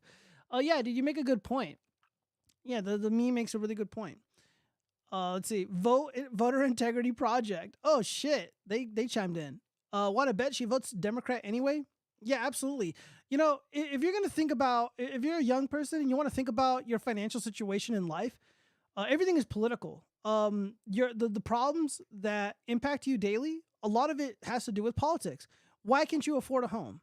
Because illegal aliens are being imported into the country and they're being given free housing, and there isn't an infinite supply of houses. So when there's very, very few homes on the market, that drives up the price. And then, of course, with Joe Biden engaging in reckless spending, thus resulting in very high interest rates, you're priced out of a home. Home ownership is unattainable to you. Even worse, if you have white skin, there's no special programs for you like there are for the stunning and brave BIPOCs. They get all these really cool, fancy programs to get them into a house. Not if you look like this girl. And yet she still probably votes Democrat. You don't like your wages? Well, quit voting for Democrats. Call for the closing of borders and for mass deportation. Because when you have a large illegal alien workforce, you're competing with illegal labor, thus devaluing the amount of money that you get at the end of the day or at the end of the week. or biweekly, whatever the case may be. Not sure who told this generation that socialism means you don't have to work. It means you have to work twice as hard for less. This is kind of boomery, but it's not entirely wrong. The worst is yet to come. What were the 20s like, Grandpa? Oh, fuck. Every other day, there's another chick complaining on TikTok from her car. She's attractive, but she'll be fine. Just move to a city with wealthy men. It's the men I'm worried about who are expected to provide for a family. Yeah, absolutely. I mean, this is more of a problem for men. Yeah, because a girl like this, all she has to do is settle. Is she going to get a 10 out of 10 Chad? No, probably not. Well, it depends on what her body count is. I'm just being realistic here. But, she can settle for like a soy boy, like in the tech industry, or maybe like somebody, working in law or something, or in finance. She'll have to settle. And she won't have these problems. But young men, the young men are more likely to compete with the legal labor, more so than this chick who's college educated, who quote unquote did everything right. Zoomers entering the workforce and waking up to the realities of adulting has been one of the most interesting yet tragic phenomena. First off, real adults don't use the word adulting. That's fucking lame and cringe. I'd use more colorful language, but I'm streaming live. This is what happens when the government prints money. Yeah, pretty much. And again, it's like, I know like a lot of the people on the right just seem to be entirely indifferent to the plight of this young woman. But at the end of the, it's like, what can you do? You vote like a jackass. You support these jackass pet projects where everybody holds their hands and sing Kumbaya with their thumbs up their asses. And then nothing is affordable. Nothing is attainable, like housing or a family or a future. Because people who look like this girl are being pushed aside. So Jamal or Mr. Lopez, so they can live happily ever after in this country that they did not build or fight for, but her ancestors did. But she needs to step aside because of slavery or something. It's ridiculous, man. Let me see. I think we got another one right here. Why are we sending so much money to Ukraine when there's literally starving children on our streets, homeless people all over the place? I can't afford rent. I still owe on my taxes this year. And yet we're sending more money, hundreds of billions of dollars to Ukraine? Like, okay, Mr. Biden, what? Why? Well, who did you vote for? Who did you vote for, cute girl with these blonde highlights? Zoomers are asking, why is America sending so much money to Ukraine? Well, because they voted for it. I don't know who this chick is. I'm too lazy to do the research. But again, a lot of these people, they asked for it. They asked for it. And I know politics sucks and it's boring. But if you don't get involved in politics, politics is going to get involved with you. It's going to get involved with your money. It's going to spend your money the way that it wants to. Oh, God, what the fuck is this horse shit? I'm so tired of seeing Britney Spears. Seriously, just put her in fucking jail. Goodness. TikTok didn't make people dumb. TikTok just showed us who the real dumb people are. Well, that's a kind of a boomer meme. All right. Unrelated videos. Yeah, dude, TikTok is... Oh, not TikTok. Twitter's so unusable right now, dude. It is really unusable because of these unrelated videos. All right. All right, let me read some of these comments here. Dog dad, mom implies you F dogs. Shut up. No, it doesn't. I am dad. I got that way by fucking women. A dog mom gets that way the same. Freedom marks, that's not what it means. I'm not going to explain this to you since you're not American, so I'll forgive your ignorance. All right. Let's move on. All right, fashion SWAT. Women are loving men who embrace baby girl vibes and ditch toxic masculinity. I don't know how to describe this look. I don't know how to describe these outfits. This is Pedro Pascal. I think he was the actor in The Mandalorian. I could be wrong. Let's first off, what the hell is baby girl vibing? What is a baby girl vibe? I don't know, but we're about to find out. This is a new trend. Oh, this is the first time I've heard of it, though. I don't know. Maybe I'm the boomer now. A 26-year-old, 6'5" man isn't what comes to mind for most Americans when they think of a baby girl, but it is for Gen Z. I'm going to need a citation for that. I'm going to need a source for that, for that claim. Jacob Elordi, 26, was deemed so baby girl during his promotion as host of Saturday Night Live. in January when musical guest Renee Rapp and cast member Bowen Yang made the decree. I don't know who any of these people are. This is a baby girl. Okay, let's see. Jacob Elordi, 26, was deemed so baby girl during his promotion for Saturday Night Live alongside his guests. What does that mean? A new definition. Here we go. A new definition of the term baby girl has recently been adopted, remaining as a term of endearment, but expanding to include a specific type of swoon-worthy man. If I'm at a bar and some dude's like, yo, man, you baby girl, Maxine, they're gonna get shot. A man who is a baby girl comes across as sweet, charming, a bit bashful, and seemingly in touch with their feminine side, ready to talk about their feelings or carry a purse to brunch at any point. Guys, I'm reading this from the New York Post. I'm not making this up. I should have read this beforehand. I'm not carrying a fucking purse. I'm not sweet or charming at all. Perhaps I am bashful. Am I in touch with my feminine side? I don't really think there's anything about me that's feminine. Ready to talk about my feelings? Yeah, sure. I feel disgusted. I feel rage, and I'm smoldering with like self-loathing and angst just reading this. It's exactly what women want and men want to become. The antithesis of a toxic macho masculinity. We got a couple women in the chat. So right here on the screen, we have Pedro Pascal in a very long duster coat. It looks like a bright red, blood red pea coat. He's wearing shorts, short shorts, and his hairy Latinx legs are exposed, and he's wearing these awful boots, somehow more masculine than the boots that Ron DeSantis wears. A button-up shirt with a black skinny tie. I can't believe I described this horrific outfit. But apparently this is what a baby girl is. This is the new baby girl. I don't know. I'm friends with like cops and like, you know, electricians and like plumbers and shit. And if I showed like my friend's like, hey man, I'm getting married in like 2 months. We're having like a dinner, just like a casual dinner at like Applebee's or something. Like, come out. We're all hanging out. We're all kind of celebrating, just having some drinks, you know, and I'm like, all right, cool. And if I show up wearing this, like, Giovanni, just come here. Step outside, you know, got a cigarette, you know, just before we eat. And they're going to kick the shit out of me in the fucking parking lot. If I came anywhere looking like that, okay? Like, look at this.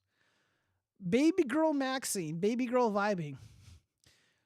Traditionally, highlighting feminine qualities in men has been a put down, but this doesn't seem to be the case with baby girl, which almost has a celebratory quality.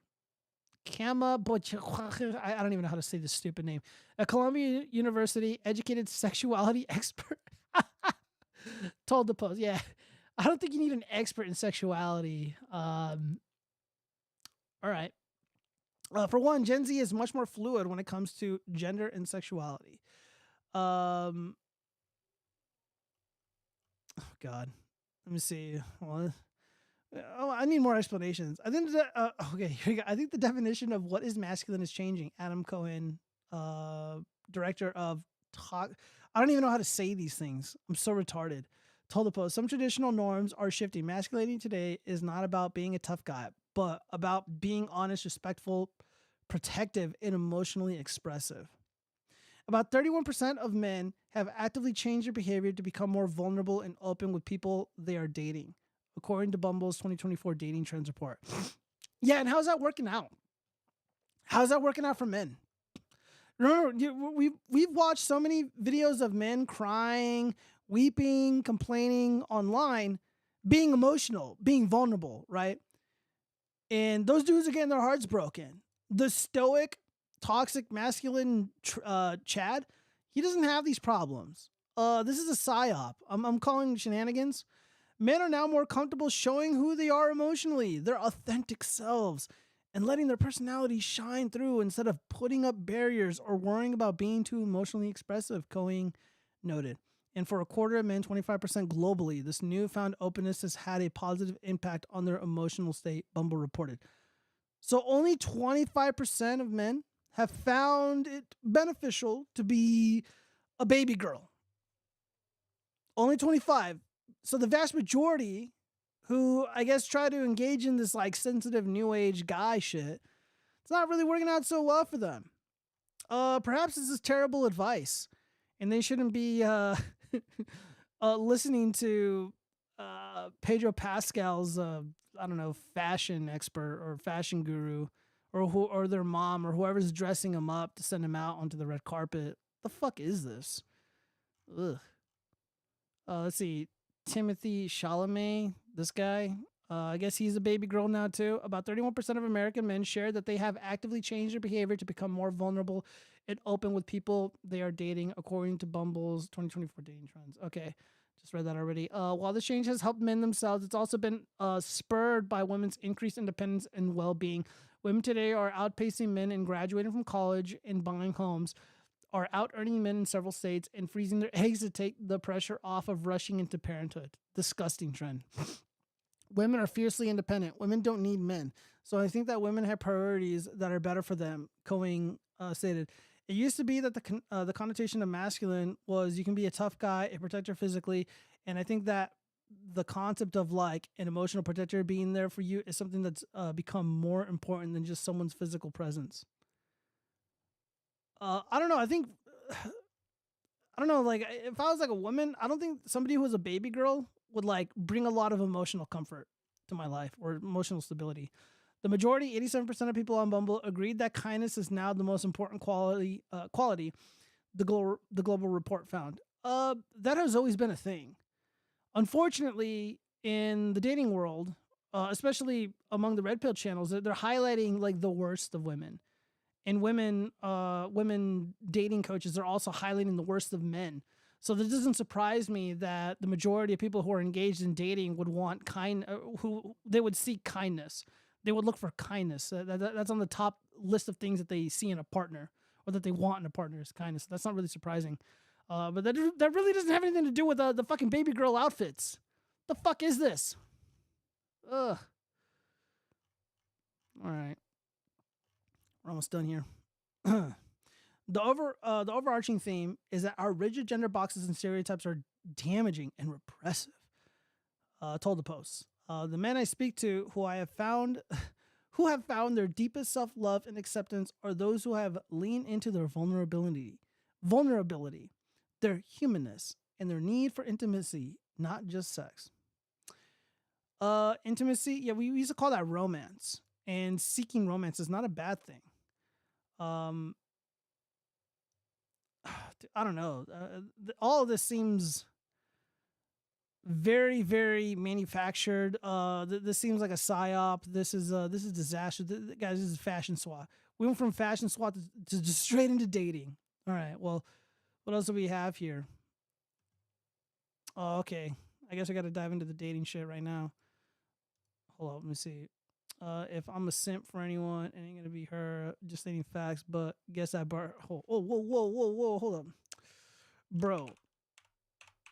Nobody is butthurt. Just stating that I don't care about some cheating skank's money. I don't care if she's a millionaire. I'm a poor electrician. I wouldn't want to trade places with her. Get bent, you fucking cuck, simp, nerd. Winky emoji. All right, there we go. Just had to get that out of my system, guys. I apologize. So anyways. All right, we got to watch this video. We got to get into the 304 stuff. Let's get into it. In the car and you have the aux, what are you playing? We're listening to Ted Kaczynski's audiobook. That's what we're doing. Ted Kaczynski, isn't that a serial killer? You're so dumb. That guy sounds like a serial killer. Do you not know who Ted Kaczynski is? No, I don't know. What the Ted Kaczynski, did he host TED Talks? Did he create TED Talks? I don't know who this guy is. That's enough out of you. I just have a question. Are y'all To a podcast? Is that what she's saying? She said an audiobook. She didn't say we were having sex. If she said we were having sex while doing it, I would have picked her. We're not having sex, ever. You're never having sex with anyone. You've never had sex. It's never gonna happen for you. Just give up. I can pop your cherry.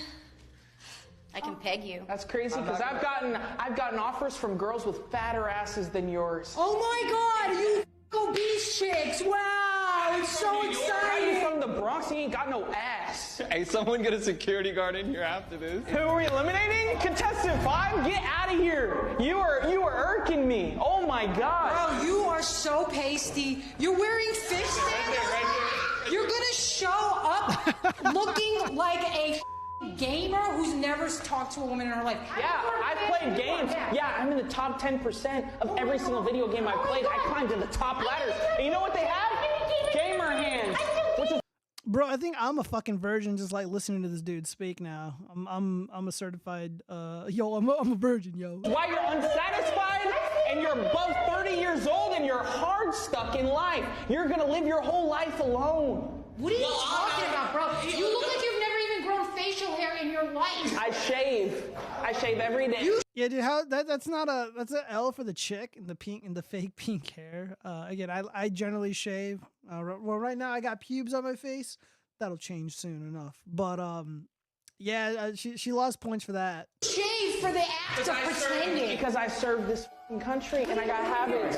And you're not. All right, so we got military warship. So I'm gonna have to side with the girl. Call me a simp, all you guys want, but I don't do the military warship stuff.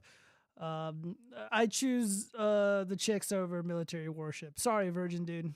In my habits. Gaza, why did you waste my time with this? Honestly, I really needed him to lose his virginity, so. It's never gonna happen. I'm sorry to tell you. Hey, bro, you got cooked. Respectfully. There's no way you let her get last word with that. Tell her right now while she's walking out. You got no ass. That's it. I know, you got enough ass for both of us. Don't worry. Yeah, damn right I do. Damn right I do. He's got enough ass for both of us. I got more ass than that for sure. I mean, he seems to be like in remarkably high spirits for a virgin. Like, if he was like, "Oh yeah, I've got like one or two chicks," I hooked up with like one or two chicks before, I'd probably believe it. Just because he seems to be handling the roasting pretty well. Also, what the fuck is the fish sandals? I want some. I want a pair. All right, so let's see. What the fuck is this?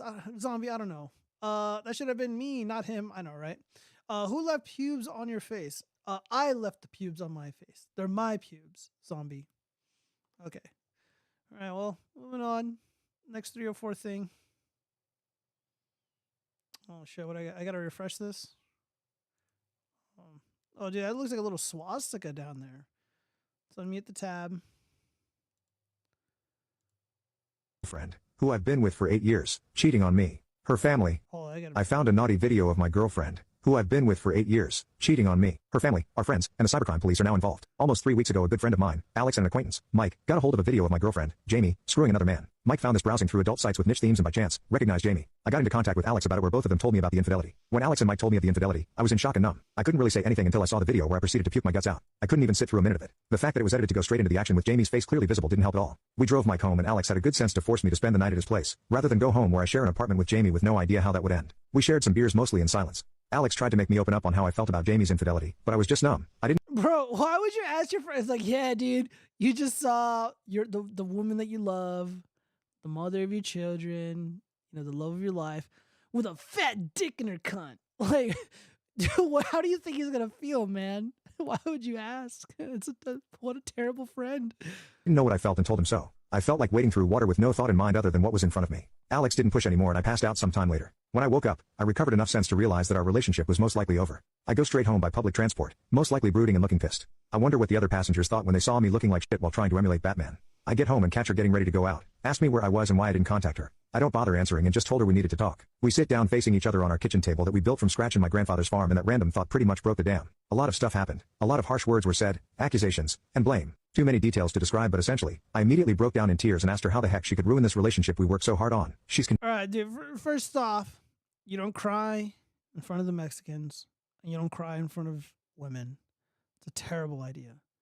You'll never recover from it. Confused and wanted an explanation. I dropped the bomb and showed her the video. She cries, begs for forgiveness, but I hear nothing. More crying and cursing until I tell her that we're over. That was it and she just shuts off. She slumped down and closed her eyes, still crying, but says nothing. This gets me out of anger and I try to figure out what she's doing. Talking to her, hard and gentle prodding, nothing. Absolutely unresponsive, so I just drag her to our bed and lay her there. I go back to our kitchen and call her parents, Alice and Julio. I simply told them they needed to come and that their daughter is suffering a mental breakdown. I say nothing more than just telling them that they needed to see us and that what was happening needed to be face to face to explain. I shut my phone off, and went back to the kitchen to think about what the hell just happened. Her parents rushed to our apartment demanding what the hell happened. I don't tell them about Jamie's infidelity but just say she needed mental help. She's on the bed acting comatose but otherwise, okay. They couldn't bring her out of it and eventually I had to explain. I didn't want to do it without Jamie being able to explain herself. I showed them the video and they're heartbroken, told them we had an argument. I didn't hurt her, but she probably couldn't handle the stress and broke down. They decided to bring Jamie to her university's mental health clinic. I decided not to go with them. The next day, Jamie eventually wakes up. She's stable and responsive. There, she says that the video was not consented. Her family decided to report this to the cybercrime police. Jamie's family won't grill her with her mental state being the way it is, but her parents are obviously ashamed and aren't sure what to do other than what the psychologist recommends, which is to let Jamie rest for a while and support her until they're sure she doesn't implode, then was sent home to her parents.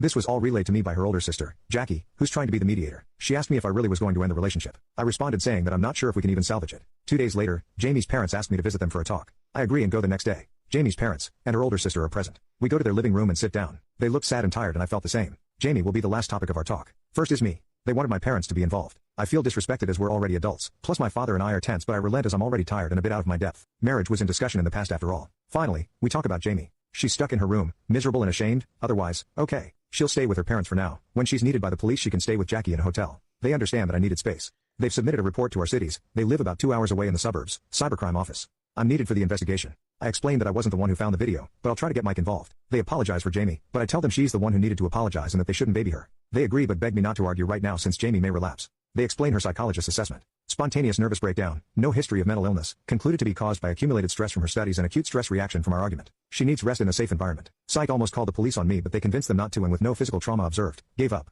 The discussion devolved to apologizing, tears from Alice especially, and other noise. But they did want to take charge of everything. The investigation, Jamie's well-being, her education and finances, etc. I was kinda washed off of everything. 8 days later, Alice calls me in the middle of the night begging me to see Jamie. She's having a depressive episode, with a kitchen knife, locked in the bathroom and yelling for me. Worst hour of my life. I'm pretty sure I almost died twice on the road and glad that my country isn't developed enough for highway cameras. I meet Alice and Jackie outside the house waiting for me. Jamie has mostly calmed and Julio's with her in her room. They beg me to go see her and with how bad the situation looked, I rush to Jamie. She's a wreck, looked like her blood's been drained and hasn't slept for a while. She starts crying the moment she sees me and reaches out her arms. Whatever anger, exhaustion, and anxiety melted away and I embrace her. She kept apologizing and begging for me to stay. I shush her and hold her tight. She eventually goes to sleep and I take a moment to think about what's happening. I genuinely felt heartbroken seeing her like this. This is not how I thought we'll be together in the future, much less this Christmas. I am losing my best friend and would have been partner for life. This was the person who helped me through my depression when even my own family dismissed it. She's even the one who made me make journals to help process what I go through. It's actually ironic how she's the reason how good I can write down details on her affair and how bad it affected me. She's not evil. She's a beautiful, patient, and overall wonderful human being. Thinking of all the stuff we've been through, what we've done for each other, if I were to list all of it, it would probably reach twice the word count for my post. I love her and was prepared to be with her for life and face everything that comes with it. And she destroyed that. I wake up before her and go to the kitchen for coffee. Jackie is there and explains that she's had episodes twice before and this was the worst yet. All of us except Jamie talk on what to do. Alice is in chemo for breast cancer. Julio runs a business 20 minutes away. Jackie's workplace is already hounding her, and Jamie needs help. The situation is screwed and everyone is exhausted. Jamie needs therapy. I implied mental institution and then Dude, this chick sucks, bro. She sounds so fucking needy. Bro, dude, like she's on camera fucking another man. And you're like, oh, I gotta do the right thing. No, fuck, dude, you gotta leave. That's it. That's all you gotta do. She fucked another dude. And there's no salvaging this. It's over. Yeah, I know, right? Yeah, dude, the psychologist wanted to call the cops on the dude who got cheated. Yeah, dude, because they're like, oh, well, this is all his fault. He's bringing about harm to this poor girl. Like, dude, she was the one fucking dude on cam. Like, this retard, like, was just living his life and thought he was a good dude. And all right, so strike one, crying in front of the bitch. 2, sticking around. Like, again, dude, she cheats. It's over. Like, there's just no salvaging it. There's no point. All right, we got like 2 more seconds. almost got my head torn off, but no one can look after her 24/7. They asked me to reschedule the inevitable and try to help her. There was definitely some emotional manipulation, but they are desperate. Due to my obvious lingering attachment and my own respect and love for these people, I agree. This is where I messed up. I go home, talk to Mike about the investigation, and he agrees to talk to the police. I call Alex and explain all the bullcrap happening. He warns me that this didn't sound like the right call. A mental institution was probably the best, and I'm just gonna get hurt. Regardless, he'll still stand by my decision and to call when I need him. I love this guy. I've already scheduled a consultation for therapy and Jamie will have a different one scheduled 3 days from now in my city. I just want to take a really long nap and get away from all this. Wow. Yeah. Yeah, dude, there's people out there, there's dudes out there that are just really this retarded and clueless, and they don't know how to handle these very, very difficult situations. The obvious resolution here is just to sever. Really, that's all you can do. That's all you can really do. And no crying. Oh yeah, dude, this one went viral. Almost 300,000. Oh man, I can't read this quote. But I'm gonna play this short video. How old are you? 26. 22. How long you been together? 2 years. If she gave you a guilt-free pass to sleep with anybody, would you take it? No, sir. You might get one pass. Yo, do you guys see that look? Hold on, look at this shit. She looks like she's offended. She's offended that the man would not go out there and pursue guilt-free puniti. With anybody, would you take it? No, sir. You might get one pass, but at the end of the day, you want one wife. And this is the wife I want. So no. Okay. Look at her response to that. She just shrugs like, I don't give a fuck. Dude, look at her body language, all right? Get ready for it, guys. She just shrugs when he points at her. It's like, this is my wife. But at the end of the day, you want one wife. And this is the wife I want. So no. Oh, dude. Oh, this poor fuck. Now, what about you if he gave you one? If you gave me a guilt treat pass, I would take it. That's crazy. That's crazy. Sorry. That's crazy. Dude, this poor little Justin Bieber lookalike dude. He's like, oh, shit. He's like, what have I done? Yeah, dude, if you see this dude interviewing people asking these questions, bro, just walk the other way, man. Ignorance is fucking bliss, bro. Who would you take it with? Lindy Waters III? Don't even know who that is. That's our problem. Yup. Who else?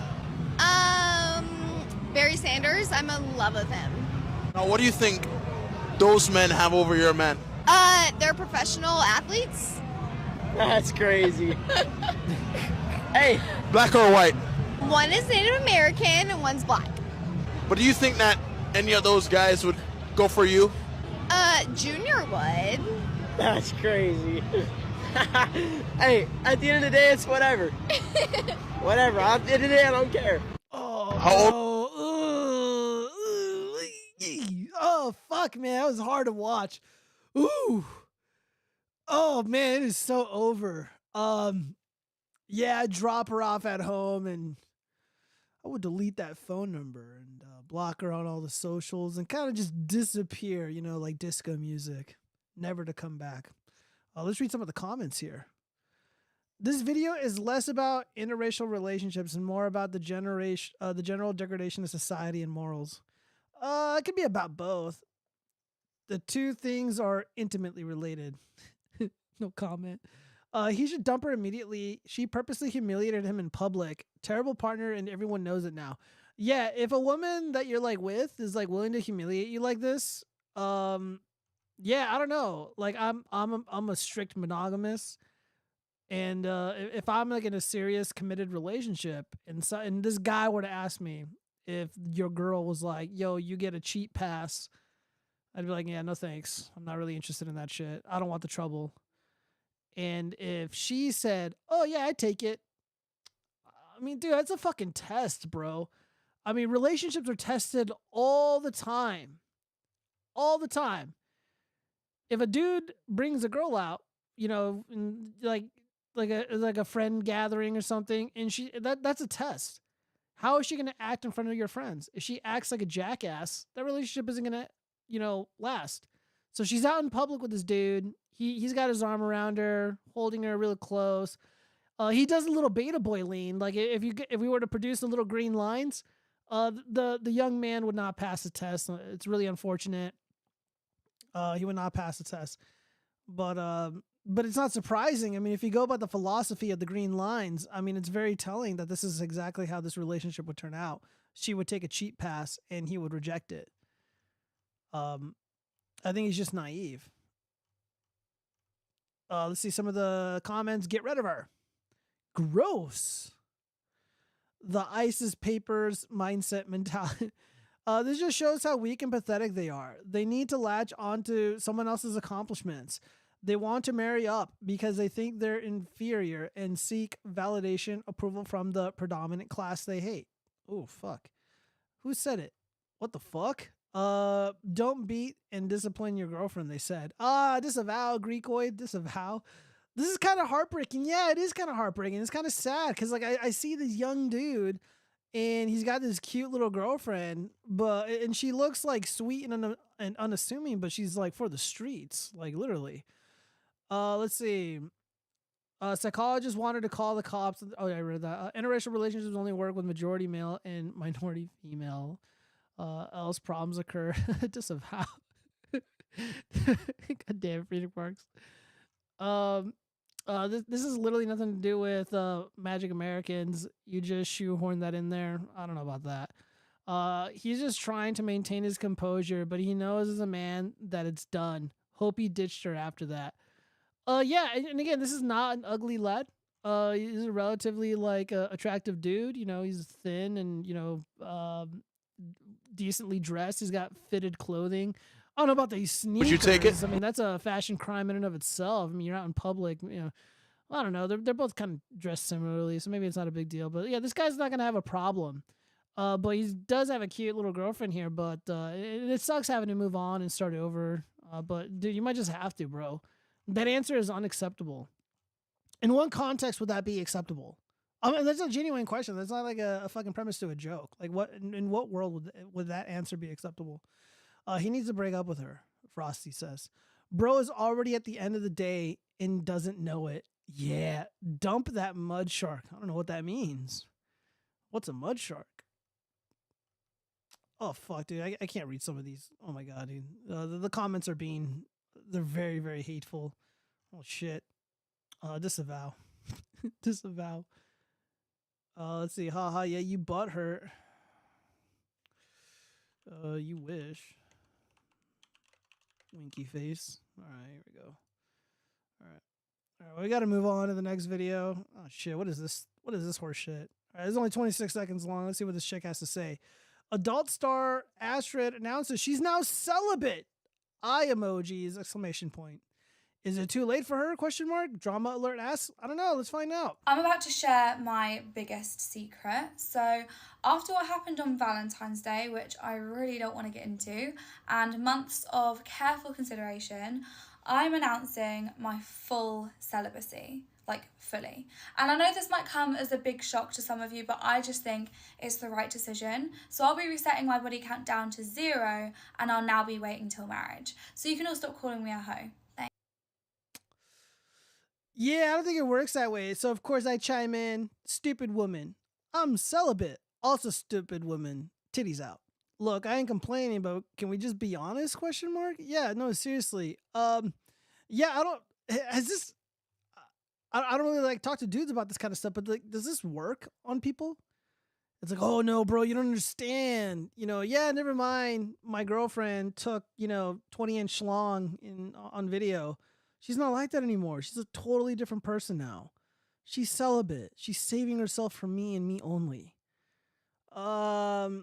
So let me get this straight. She was loose as a goose for the entire town. She was community property, but now all of a sudden, for whatever reason, she wants to like a committed relationship. She had a horrible experience on Valentine's Day, so more than likely, she got a hold of a 10 out of 10 Chad, and he's just like, yeah, well, I'll do something nice for you, and he humiliated her in some way, and he used her in the way that she's used to being used, and then he ghosted her, just disappeared.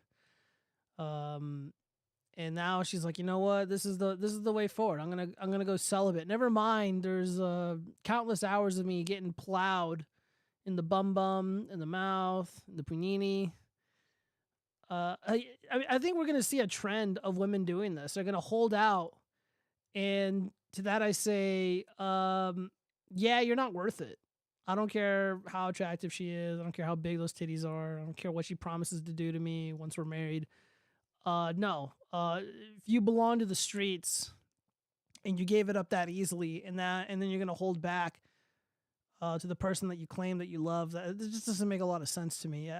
Dudes, you're just gonna have to pass. You're just gonna have to pass. Let's see. You disavow, but I am correct, and you know it. This is my specialty in goy breeding. Disavow the term goy breeding. She's a time traveler. She's done months of consideration since Valentine's Day. I know, right? Women cannot do math. Let's be honest. Disavow. All right. Oh, shit. Here we go. I had to get therapy for my Tinder addiction. I was swiping on 500 women a day to feel validated. Ed Turner, 27, had no intention of actually using the dating app to meet women or get a girlfriend, saying he simply wanted members of the fair sex to like his profile for validation. Yeah, I'm sure that's what it is. I feel like this dude is lying, just like based on what he looks like. I feel like he wanted more than validation. He wanted genuine attention from women, and he didn't get it. So he's now pretending to be a victim. So he's trying to cash in on that victim culture bullshit.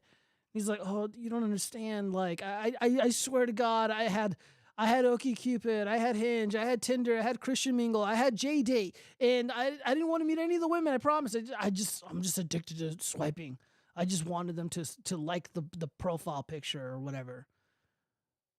Yeah, dude, that's it. I'm sure you didn't want any genuine or legitimate attention from women, I'm sure. A British man says he had to seek treatment for his Tinder addiction after swiping on 500 profiles per day, and not a single one of them responded to him. Ed Turner, 27, confessed to obsessively using the popular dating app simply for the rush he would feel when members of the fairer sex liked his profile, and he had no intention of actually meeting any of the women or finding a real girlfriend. Yeah, you know that girl that we were just talking about with the big tits? If this was a picture of her and it was about Astrid, the corn star, and she's like, yeah, I'm addicted to the swipes, I could believe that. I'm like, bro, come on, man. Dude, you look like that Sonita Connor looking ass bitch in the gym pretending that she was like getting preyed on by dudes. Like, this is a cope.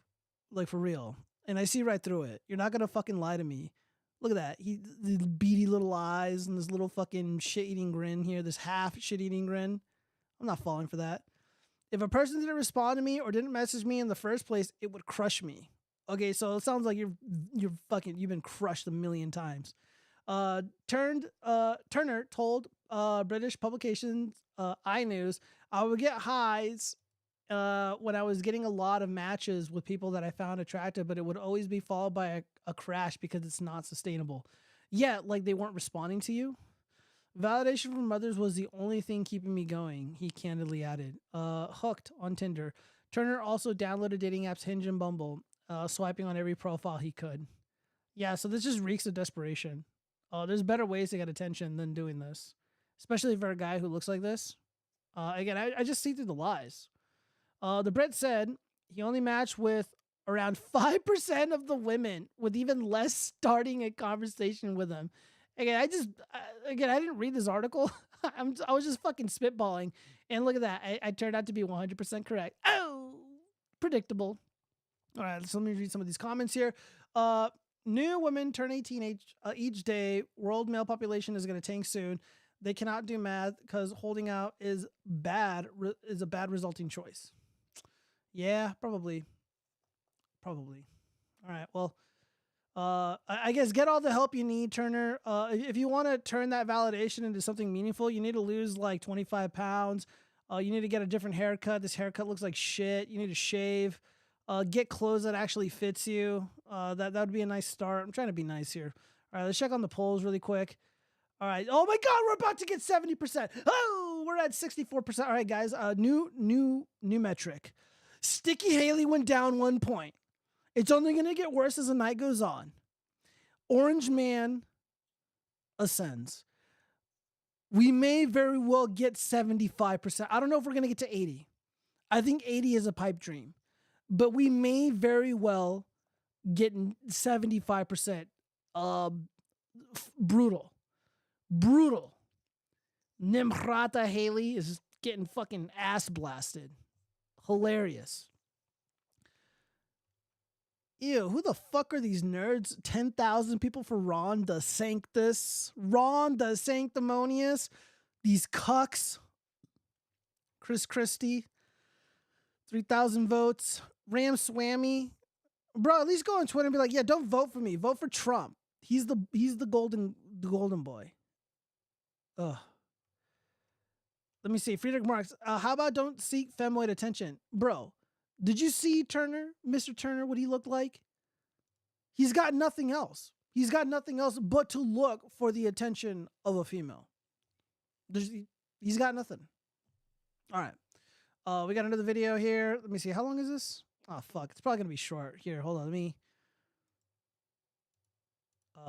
Let me refresh this really quick.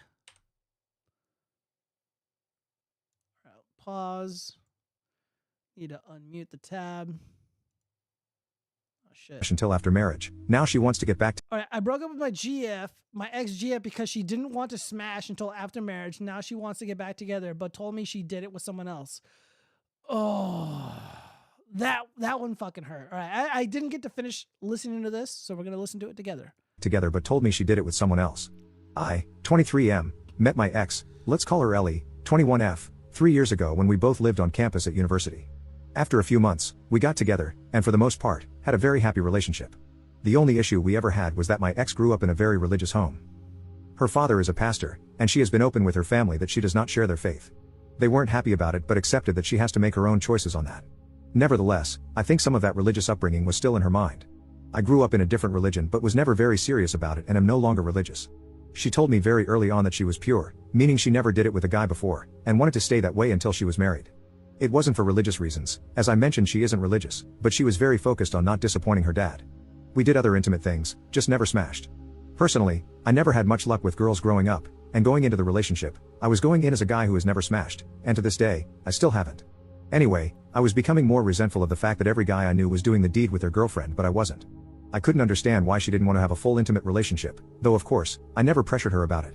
I felt that while I was at university and pretty broke, getting married was something for the future.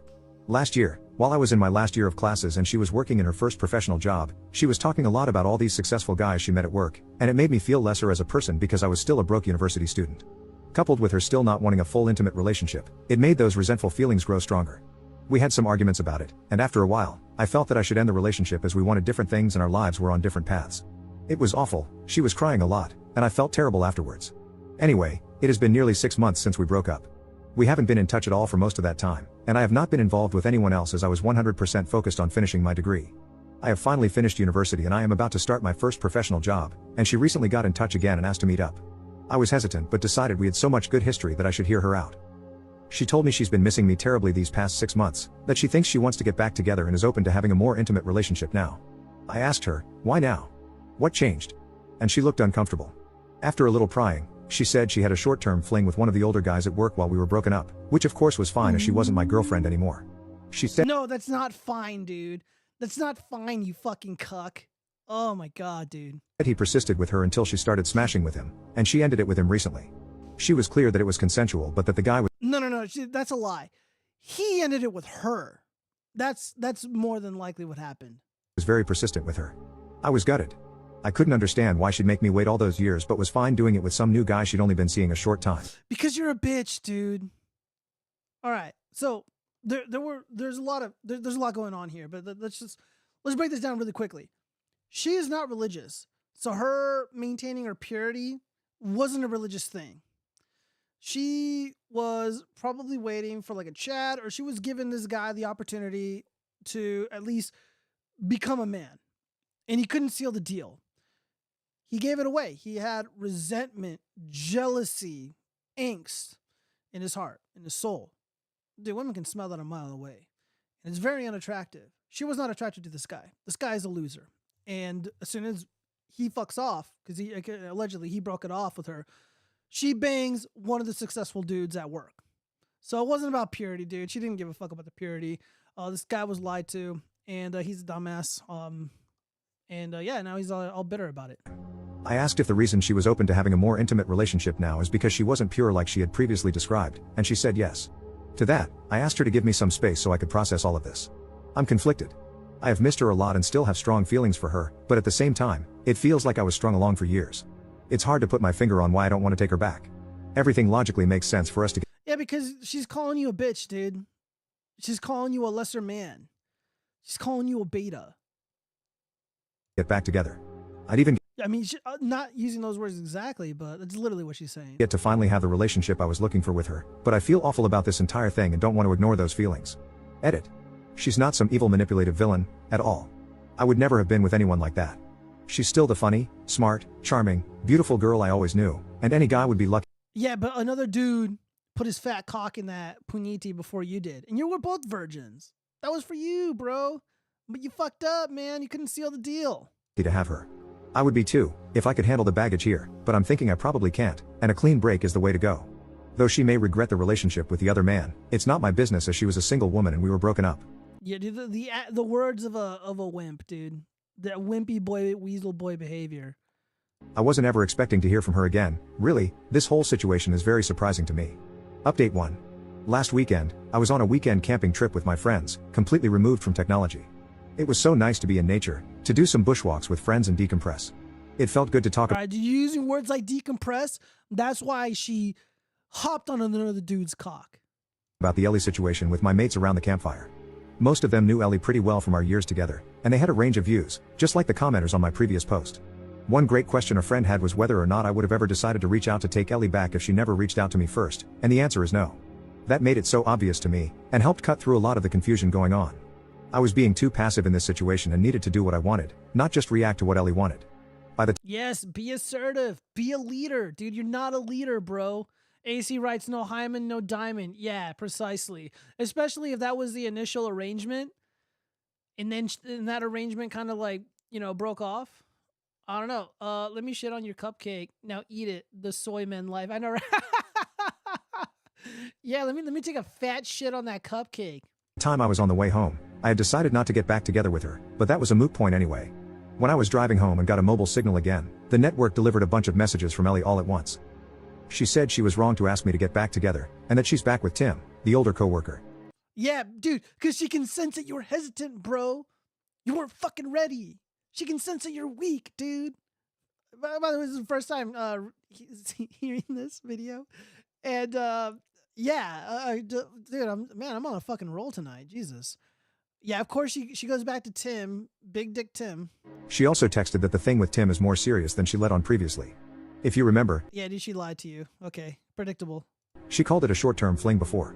She apologized for misleading me about her and Tim's relationship, and she asked if we could meet to talk about it. I was not happy, so I just texted back no. Yeah, dude, yeah, exactly. Okay, it's like, look, bro, you've been fucking strung along for long enough. Your time has been wasted. You don't need to talk to her anymore. As soon as she said, hey, I got back with Tim all of a sudden, I'm sorry, this was a mistake, just block her number. Block her number, block her on social, move on from her. Stop talking to this chick. Quit wasting your time. Fuck her time. Her time doesn't matter. She's irrelevant now. You need to quit talking to this chick immediately because it's over and you need to look inward. You're kind of a wuss. You're kind of beta. You're very passive, like you said. You got jealousy and resentment issues. Again, you're out there worried about what your mates are doing. You need to worry about what you got to do. Because you weren't able to seal the deal with the chick that you were going with. That's a problem with you, dude. Like she waited. She waited for a leader. She waited for you to be a man, to become the man that you should have been. And you learned nothing. The whole time. Up until this point. Well, you're doing the right thing by saying no, but you got to block her. Well, let's see where this story goes. Not very mature of me, but I wasn't in the mood to hear more about all this. Oh my God, now you're downplaying your fucking... Dude, okay, a leader makes a decision, and he fucking sticks with it, and he doesn't, counter his own actions. So he's like, okay, so he said no immediately.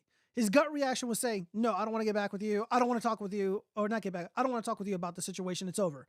That's a smart thing. But he's like, oh, now I don't know if it's like the mature thing to do after decompressing. Oh, dude, I can't stand this guy. Like, again, I want to take the male's perspective, but I just see so many very blatant and obvious mistakes being made that it's just hard to have a lot of respect for guys like this. And I don't know where this culture, this feminine culture bullshit comes from. I don't know. Maybe he's baby girl. Maybe he's a baby girl. He's baby girl vibing or whatever. And I was surprised and pissed off that she lied to me. That seemed very out of character for her. Really? Oh yeah, the girl who said that she's waiting to have sex because of the whole purity thing, and then you find out that she fucks another dude, and like she basically lied to you about why she was withholding sex, and now you're surprised that she lied again. Oh Jesus, really? You're surprised? Dude, I can't believe it. Dude, there's dudes out here that are this ignorant, guys. She tried calling me, but I didn't want to answer. She sent another text saying, Tim and I had a fight. I shouldn't have come to you, and finally, I'm sorry. When I got home, I was an idiot and let my curiosity get the better of me. I looked up Tim online. His given name, not the placeholder I'm using as Tim, is uncommon, so it wasn't hard to find. I found him on LinkedIn, which gave me his full name. Ellie is one of his connections, and he works at the same firm, so I was confident it's him. He's a director at their firm, and he also has pictures on Instagram, lots of posts about his adventures around the world at various events and exotic places, as well as shots with an expensive-looking car. A few photos of him with Ellie with their arms around each other in Singapore in November. It's Andrew Tate. I guess that confirms it was serious. He wouldn't have public photos with her for a casual fling. All that just made me feel bad. No good comes from comparing myself to my ex's successful boyfriend. Ellie is not my girlfriend, and I'm not in competition with Tim, so I won't do that again. Yeah, you're absolutely not in competition with Tim. You're nowhere near Tim. Tim is light years ahead of you, dude. He took initiative. He took your girl out. He brought excitement, enjoyed her life. All you brought was resentment and like fucking soy jack energy. Why? And it's surprising that she opened up her legs to him. My ego's bruised enough already. I have been living a very frugal life my entire time at university, so I know I can feel inferior when I see people with wealth, but that's another problem for me to sort out one day. Anyway, all that was on Sunday, and on Tuesday evening, Ellie knocked at my door. She said that she knows I don't want to talk to her, but she felt bad about everything and hoped I would let her explain herself. No, bro, just tell her to fucking leave. Tell her to get out. All right, let's see, freaking marks. So she was a manipulative lying femoid, so he did date one. These dudes are sad as fuck. I know. Yeah. Dude, she's trying to play both these dudes. Like, if this dork was not such a fucking cuck, wasn't such a beta simp, she probably would have let him smash just to get back at Tim for whatever slight Tim, initiated against Eli, the girl. Clear the air, then I'd never see her again if that's what I wanted. I let her in. I was not Oh my god, dude. One mistake after another, man. One mistake after. All right, let's see what happens. not happy with recent events but figured I might at least get a clearer idea of what's going on. It was a long, heavy conversation over 4 hours, but here's the gist as I remember it. When we broke up, she was devastated. She said it took a couple of months before she started to feel a bit better. She missed me constantly and wanted to see me the entire time, but when I ended it, we agreed to keep apart and heal. In September, she met Tim at work. He manages a different team, she doesn't work for him. She said he was very charming and attractive and showed almost immediate interest in her. They got to know each other, and he asked her out. She was worried it was a rebound but felt so much better getting his attention that she went along with it. After dating for a while, she developed feelings for him, and that later led to a more intimate relationship. It wasn't a fling, and she dated him for a while beforehand. I asked whether he had pressured her into smashing, since last time she said, Bro, why do you want to know this? Why do you want to know these things, dude? Why do you want to put yourself through this mental anguish? You were dating a virgin. She was going to save herself for you, but you weren't able to seal the deal. And then Big Dick Tim comes along with his fancy cars and trips to Singapore that you obviously are jealous of and can't compete with. And you let this girl into your house after rightfully saying, nah, I want to move on. I don't want to talk to you about this. Like, it's over. And then you're just like, tell me about the length. Tell me about the moment you fell in love. Tell me about, it's like, why do you want to know these things, dude? It's like dude, this is how you know this guy is a liberal. This is a far leftist because Ted Kaczynski, who was mentioned earlier on the show, he rightfully diagnosed the far leftists as an individual who loves and endures humiliation. It's sexual for them.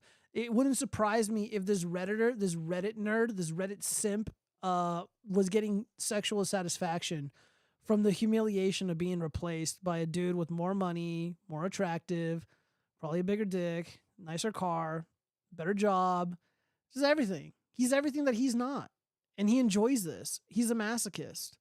He wants to be fucking stepped on like the little worm that he is. Said he was very persistent with it, and she said she was just trying not to upset me. She thought if she gave the impression she was reluctant to smash with Tim, then I wouldn't think as badly of her. So it was just a story to spare my feelings.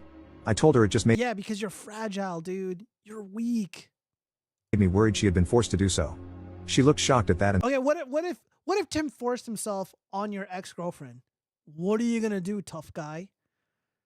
Talk about it on Reddit and talk about what a fucking ally you are to women? Talk about how what a defender of women that you are? Well, you weren't able to stop Tim. And was it really that bad? She's still dating him. Tim still has pictures of them together on their fancy vacations while you're crying on fucking Reddit, complaining about dudes with more money than you. It's like, really, dude? Like, come on, man. Like, this is just obvious to me. And said no way, she was actually the one who initiated it. I said, although I don't like that she lied to me, I can understand why. I don't think she did anything wrong changing her mind about abstinence. Yes, I was hurt when she told me she was doing it, but I have no right to judge her for anything. She's a single adult, and it's her life. I don't think badly of her. She burst into tears and said something like, I thought you must hate me now. I assured her that I didn't. She said she was sad it didn't work for us, but that she never would have dropped her purity commitment if we had not broken up. After we broke up, she decided that it was a commitment she made to her dad when she was still a kid, and it was messing with the life she wants now. So by the time she wants to be a modern woman. she and Tim got into their relationship, she had already decided she was ready to go further with the right person. I asked about her dad, and she just said, he doesn't need to know. I asked about why she asked to get back together. Tim is older, she told me he's 32, and has been at the firm for 10 years. One day at work, one of the women made a snarky comment to Ellie about being another one of Tim's girls. She did some digging, and it turns out Tim has a history. He has dated a long list of women from work, several of them were young graduate employees just like Ellie. The rumor around the office is that Ellie is just the next girl to get used by him. She was horrified and accused him of using her. An argument ensued and she told him it was over. And even then, she still goes back to Tim. Soon after that, she came to me. She felt as if we might be able to rekindle things now that she was open to a more intimate relationship, but my hesitation and time to calm down made her realize that was a mistake. Over the weekend, Tim asked her to work things out, and she decided to give it another chance. She tried to call me, but they went to voicemail since I was camping, so she sent those messages instead. So I guess that's settled. I don't want her back, and she's in a relationship, so she doesn't want me back either. She hoped we could be friendly if we ever see each other again, but she wants to keep out of contact out of respect for her relationship with Tim. She wants to give it a real chance of working, which is fair enough. She gave me a hug, thanked me for understanding, and left. So there you have it. Ellie involved me in her relationship drama. I would have preferred she hadn't, but at least it's sorted now. Bro, dude, you were in control of the situation the entire time, dude.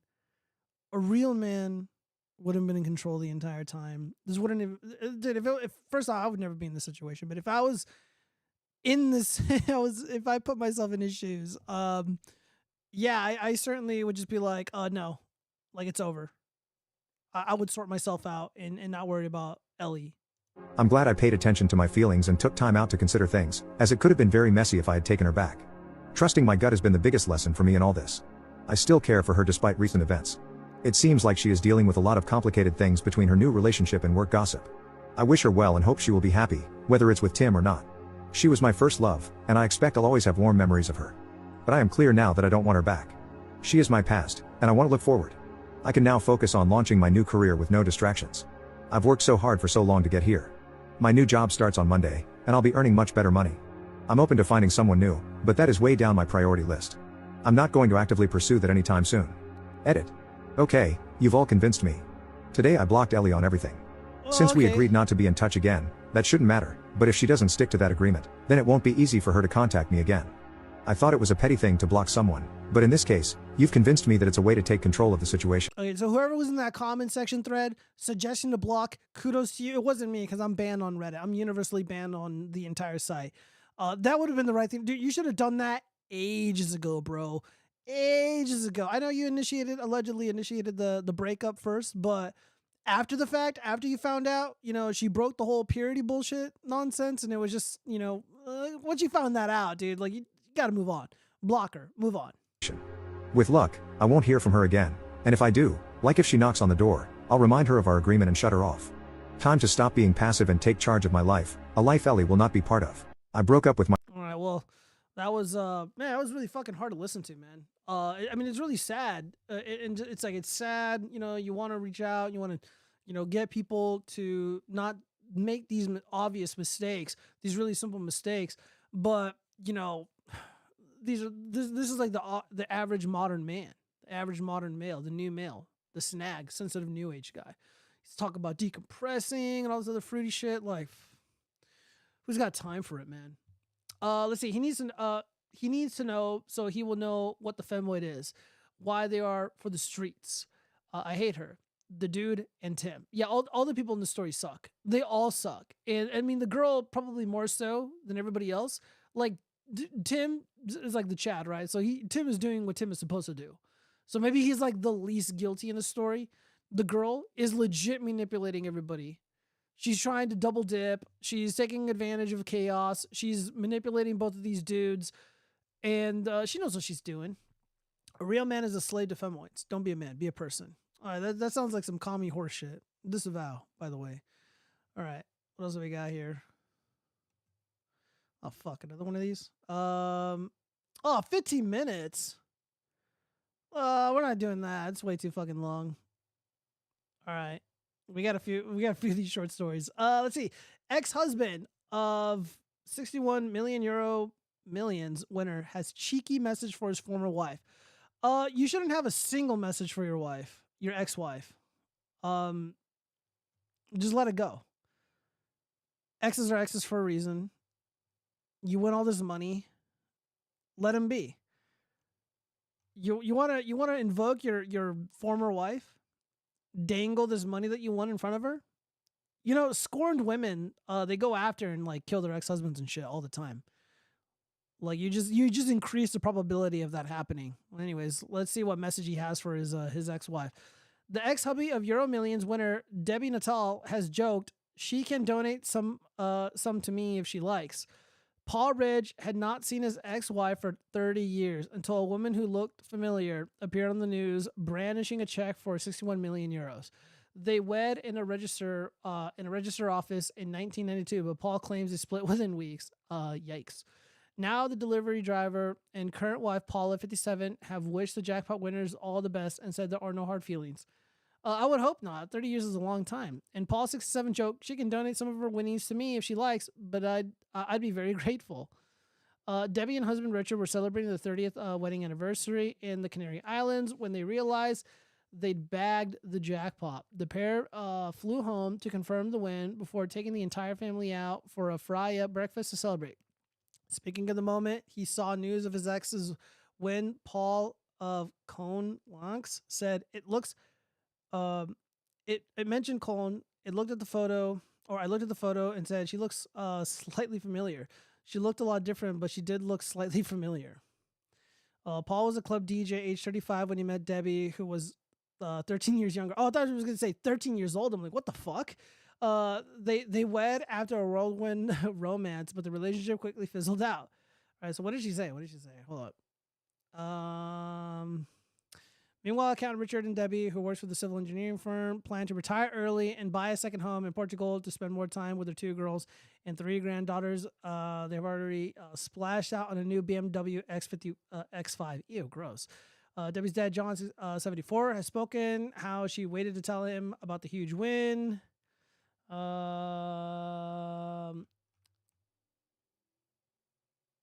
Dad of 2, Paul said, I have no hard feelings. It's life. We all make mistakes. I wish her all the best. Nobody died. It was no big deal. Really good luck to them. I'm sure they will enjoy themselves. Oh, so this is too happy for the watchfrogs. Disavow. All right, moving on. All right. Oh, dude. Okay, so here we go. We got pure cuckery. We got pure soy. I don't know if you guys are ready for this horrible video. He sends all his money to a catfish in Dubai. Being a person is a commie, and being a man, a collective isn't. Man Yank's brains are fried. Dude, first off, Friedrich Marx, I feel like, all right, so first off, we got some comments. Biggest dickens. I am extremely single. And for Friedrich Marx, I feel like person is such a cold word to describe a human being. Like, when someone's like, I'm a man, like, that can mean a lot of things. Generally a good thing. But when it's like, oh, well, this is a person. I don't know. It just sounds too robotic. Sounds too, I don't know, dystopian. I don't like that. He sends all his money to a catfish in Dubai. Yeah, it'd be pretty funny. All right. So anyways, back to the soy boy. So I guess this is a skit. This was sent to me by one of my dissident artist friends. So let's just watch and enjoy. So your wife's dating another woman. Nice. All right, whatever's in your head, no. Just no. What, you telling me you're not going to have some fun with them? Probably not. We're not dating this person together. It's not my relationship. Then what do you get out of it? Nothing. It's not for me. It's not my relationship. All right, so this is a polyamorous dude. This is a typical Redditor. This is the average soy Redditor. Very flamboyant, polyamory. He, again, he has no control over his relationship. He has no say. He's not a leader in his relationship. We might as well be looking at a woman. Shit. I would never let my woman. And I'm done. What's going on?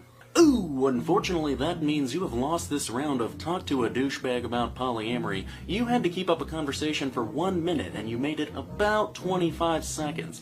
Fortunately, you do have an opportunity for a bonus round. Nope, pass, I'm out. So your wife's Can we have a moon landing episode of the watchfrogs?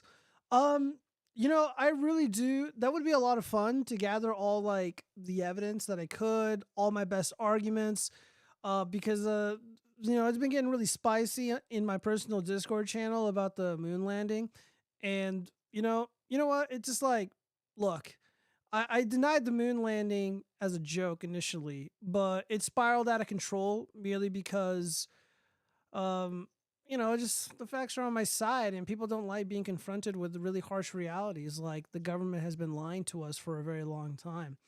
And I mean, there's very simple, basic questions about the moon landing that just simply can't be answered by moon truthers.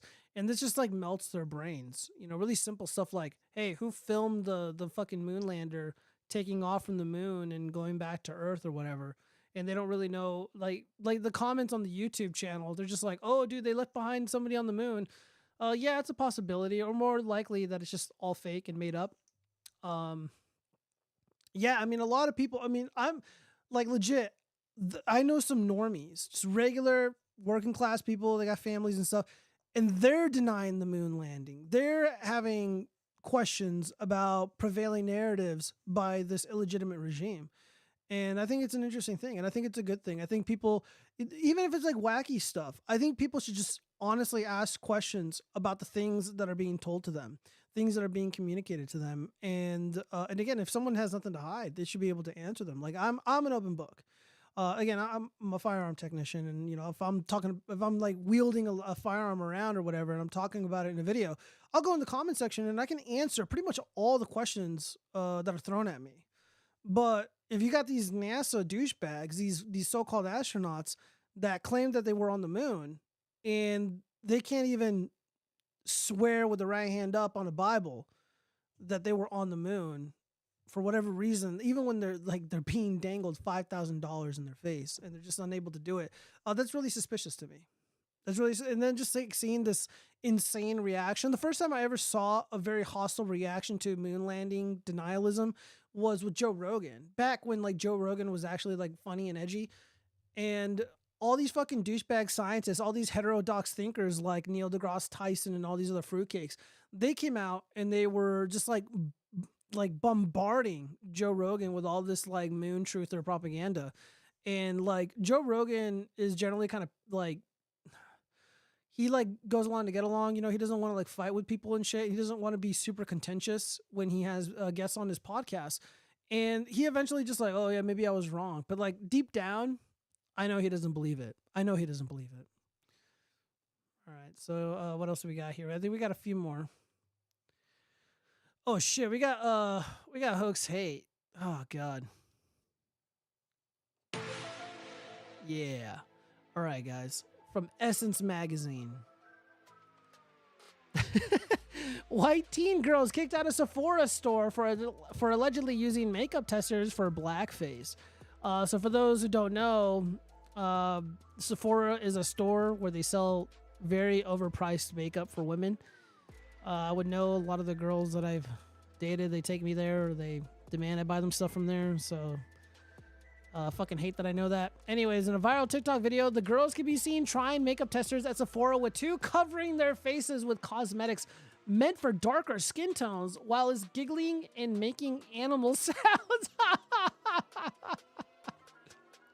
I mean, I disavow. Ooh, they're being really offensive and gross. Disavow. In a Boston Sephora store, a group of white teenage girls were caught apparently wearing blackface with dark makeup. A viral TikTok video showed three girls trying makeup testers at Sephora, with two covering their faces with cosmetics meant for darker skin tones. A University of Southern California track and field athlete who filmed the girls in the video describes the scene as genuinely disgusting and disturbing. Dude, you think that's genuinely disgusting and disturbing? Have you seen an Eric July video or stream? That's disgusting and disturbing. Have you seen that retard, Aaron Bushnell, who lit himself on fire? That was disgusting and disturbing. And I don't mean the fire. I mean his retarded opinions. These group of teenage girls and their mothers come in and go to the makeup section to use the samples for blackface while it's giggling and making animal sounds.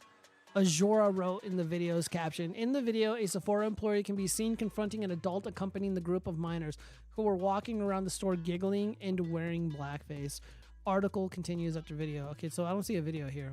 This is the stuff that ruins jobs, college acceptances, let alone how incredibly offensive this is, the staffer says. According to Ajora, the two adults accompanying the teens asked a Sephora employee to delete the video because they didn't consent. Sephora has condemned the incident and issued a statement. Sephora's top priority is to create a welcoming and inclusive shopping experience for all. We are extremely disappointed by the behavior of these shoppers at our Prudential Center location, and as such, they were asked to leave our premises. Under no circumstance is this type of behavior tolerated at Sephora. The statement reads, social media users called for the girls to be banned from the store. However, they have not yet publicly been identified. All right, so I hope that they do not become identified. They do look really cute. They look really pretty. And I would hate for their lives to be ruined over what appears to be obviously fucking jokes. And again, it's like, bro, some fucking retard just lit himself on fire. You know, we got the fucking U.S. Senator Chuck Schumer talking about sending Americans to go out and fight and die for Israel and Ukraine, to do the bidding of their dogs, the LINQS. We got innocent Americans being tortured in a DC prison, and you're fucking crying about these fucking chicks fucking around in some retail store? Yeah, maybe it's offensive. Maybe it's annoying. Yeah, of course they're annoying. They're women. They're little girls. But like, this is what's gonna upset you? Motherfuckers die every day. Kids going hungry and shit. And now there's a fucking lynch mob of these morons trying to ruin the life of these girls with fucking around in a store. Really? Let me see. Is there a comment section? Let me see. There's a comment section here. Nope. But we got more hoax hate. Been waiting to talk about this all night. Students walk out of class to protest bullying of non-binary teen Nex Benedict, who passed away a day after the alleged beating. All right, so I like that they're using the word alleged, because it's not really obvious what happened to Nex Benedict. By the way, I have to reiterate, Nex, N-E-X, is a really stupid fucking name. So for those who don't know or really understand the Transformer culture, so there's regular humans who want to change their identity, so they change their name, they change their pronouns, whatever that fucking means. And the names, I don't know where these names come from. Is it like an anime thing? Is it like a Little My Pony thing? I don't really know. I'm a fucking boomer. I'm a retard. I have autism, apparently, according to Cheese, my former co-host. And this non-binary teen calls himself Nex Benedict. And they passed away. So the prevailing narrative is that this individual, Nex, passed away because they got their ass whooped. A brutal beatdown. Horrific bullying of epic proportions, which I disavow. That's not funny. It's not cool. I don't want to see kids getting hurt. So, I mean, it's really upsetting that if that happened. However, this video of this person, I don't know if I'm able to show the video. I'm almost certain I'm not able to show the video, but they're being interviewed by the police. Let me see. Oh yeah, by the way, this is an image that they're sharing of Nex Benedict. This is not what they looked like, by the way. Let me see if I can scroll down if there's like a screenshot of the video. Okay, no, there isn't. Yeah, so this person, this is Nex Benedict. Apparently, it's a female to non-binary transformer, and they do not... They looked completely different on that video when they were being interviewed by police. And they didn't look like they got their ass whooped. And in the video, Nex Benedict confessed to being the aggressor. They confess to initiating the violence first. Not that excuses the horrific fate of Nex Benedict, but that definitely cuts into the prevailing narrative that these Transformers are being viciously attacked for no other reason than existing, which isn't true at all. So students walk out of the class to protest the bullying. By the way, who were the bullies? The so-called bullies. They have not been named. By the way, if I was Next Benedict's family, or if I was the Line Press, I would not be seeking the identities of the alleged bullies, because the narrative is bullshit. And if you were to list names, you're talking about a $100 million lawsuit, defamation, libel, the whole works. The lawsuit would wipe out entire newspapers, because they would be endangering the life of children. They would be spreading blatant lies and falsehoods for the pursuit of some bullshit rainbow agenda, and they would be held accountable. And I think enough of us would rally to the defense, me being one of them, because I am a truth teller. Dozens of students and teachers walked out of class Monday at the Oklahoma high school where non-binary teen Next Benedict was allegedly beaten in a bathroom and died the following day. By the way, they were interviewed. They looked perfectly fine. So what is the cause of death? It has not been revealed as of this moment. Benedict, 16, died on February 8th, just a day after getting into a fight with 3 girls inside of a bathroom at the Ewosa High School, where they were targeted by bullies over their gender identity, their family said. Okay, so this is speculation. None of this is substantiated by any evidence based on the videos and the interviews that I have witnessed myself. Which, again, I'm wary of playing on the channel because, again, we have a minor being interviewed by the police, and I just don't know if YouTube will be kind to such a thing like that. Students and other advocates from the community gathered Monday at an intersection outside the school holding rainbow and Transformer pride flags, as well as signs reading "Protect Queen Kids." Stop the bullying, keep our kids safe. And next, they, them. Wow, cool. Organizer Cassidy Brown hoped the event would call out what they said was the school's lack of response to bullying, especially when it comes to rainbow students. You know, like, this is one very rare moment where I'll defend the school. Again, they're trying to avoid a lawsuit. They're trying to avoid responsibility or culpability, and they're probably trying to avoid getting, stepping in shit and speaking out of turn. Especially when all the facts and evidence have not been gathered yet. More than likely, they do have all the answers, and they do have enough evidence to determine what really happened in that bathroom or in the incident where the fight allegedly occurred. And they're not really allowed to talk about it anyways, because you're dealing with students here. The kid does not even exist anymore. Smiley. I know, right? I think I would like to see some more advocacy for the rainbow community here for the kids in the school, because we have nothing that advocates the kids there, like a safe person inside the school that they might feel comfortable talking to about their issues. Oh yeah, like what? Like a groomer? Justice for Next. Yeah, dude, this is like the George Floyd of the Transformer community. Benedict's friend Allison, oh my god, another really stupid name, told News on 6 that they were someone who would light up a room no matter what mood they were in. I don't know. Next seemed like a really boring person just based on that interview. They seemed very disingenuous, like somebody that was not comfortable in their own skin, which is why they, made a big stink of the whole pronouns and stuff. And I don't know. It just seemed like a disingenuous person, a disingenuous kid. Believe it or not, some kids are just liars.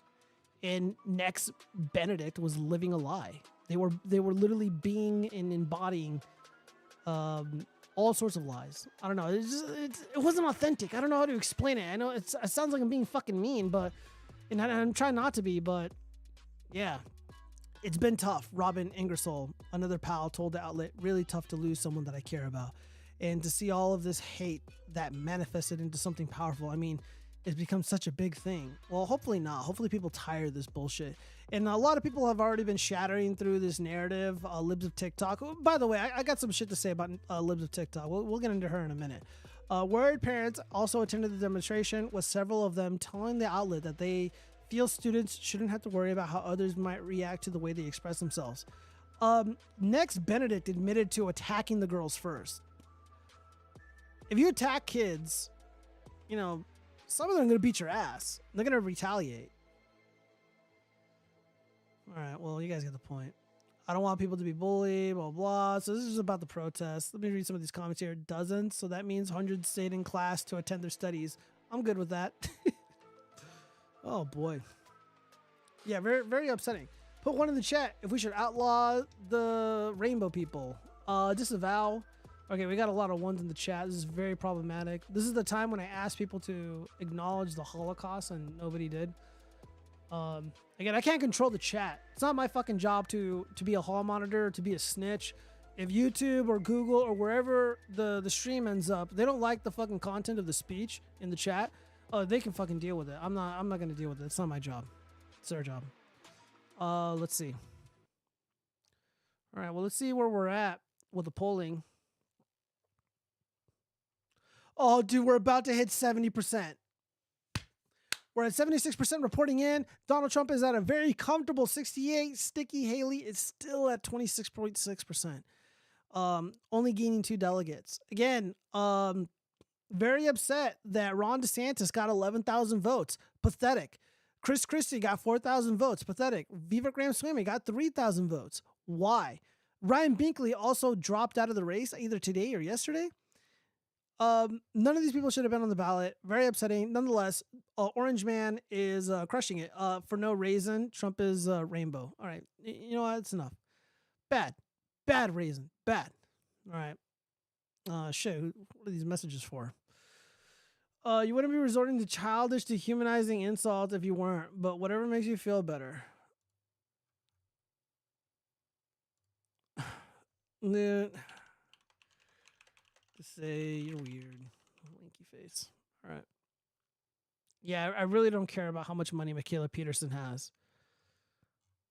It's just not important. But yeah, by the way, just to explain. Yeah, so just posting else. This is Jordan Peterson's only child, and despite her high IQ and respectable background, he still raised her into someone that posts pictures like these on the internet. Why would I listen to his opinion on anything political? So this is Michaela Peterson when she had darker hair, and she is dressed in her panties, and her kid is behind her for whatever reason. She felt like this was a good idea to post this image. And by the way, he has like a couple sons, I believe. So I guess Julian just magically does not exist. Not to mention Michaela is blonde and rich. Okay, first off, she has dark hair as well, or she had dark hair at one point, and her being rich doesn't matter. Again, I don't know what it is with these like these simps who are just like, oh yeah, but dude, she's got money. Like even like when I was making fun of Oliver Anthony, someone's like, he's making more money than you. I'm like, bro, I don't give a fuck about how much money he's making. It's besides the point. Jesus. Anyways, let's make sure I didn't miss anything juicy. Oh yeah, Libs of TikTok. All right. Yeah, so Libs of TikTok is kind of sucking lately. She posts, this mom who does OnlyFans is upset that she had to stop in the middle of the day to go pick up her young sick son from school. Where is CPS? Dude, she didn't commit a crime, dude. I bet Trump could rip a can without injuries. Yeah, probably. She is on a lot of meds. Yeah, she is on a lot of meds. Biggest dick is rip. She has money and herpes. I don't have herpes. I won't go. Yeah, again, Michaela Peterson is a millionaire. I would still not trade places with her. And I mean that in all sincerity. There's no jealousy here. Again, I don't care how much money she has. Like, it doesn't matter to me. Guys who have that mindset, like they're rainbow men. Guys who like view a woman's value in the monetary sense, I think they like sex with men. I think they're rainbow. They're fruitcakes. You know, it's like, oh well, you know, oh she's so rich, you know, oh she's got a lot of money. Who fucking cares, dude? And like, what are you? What do you like to kiss boys or something? It just doesn't make any sense to me. Like I'm just not drawn or attracted to like some woman's celebrity status or her financial status. It's weird to me. Anyways, back to Libs of TikTok sucking dick. Oh, well, why is it loading? All right, I think I gotta hit F5. I am Already so annoying. pissy today. Just downright motherfuckers today. I had to come up here. I had to come up here at fucking 11 o'clock in the afternoon. That's prime time. That's prime time.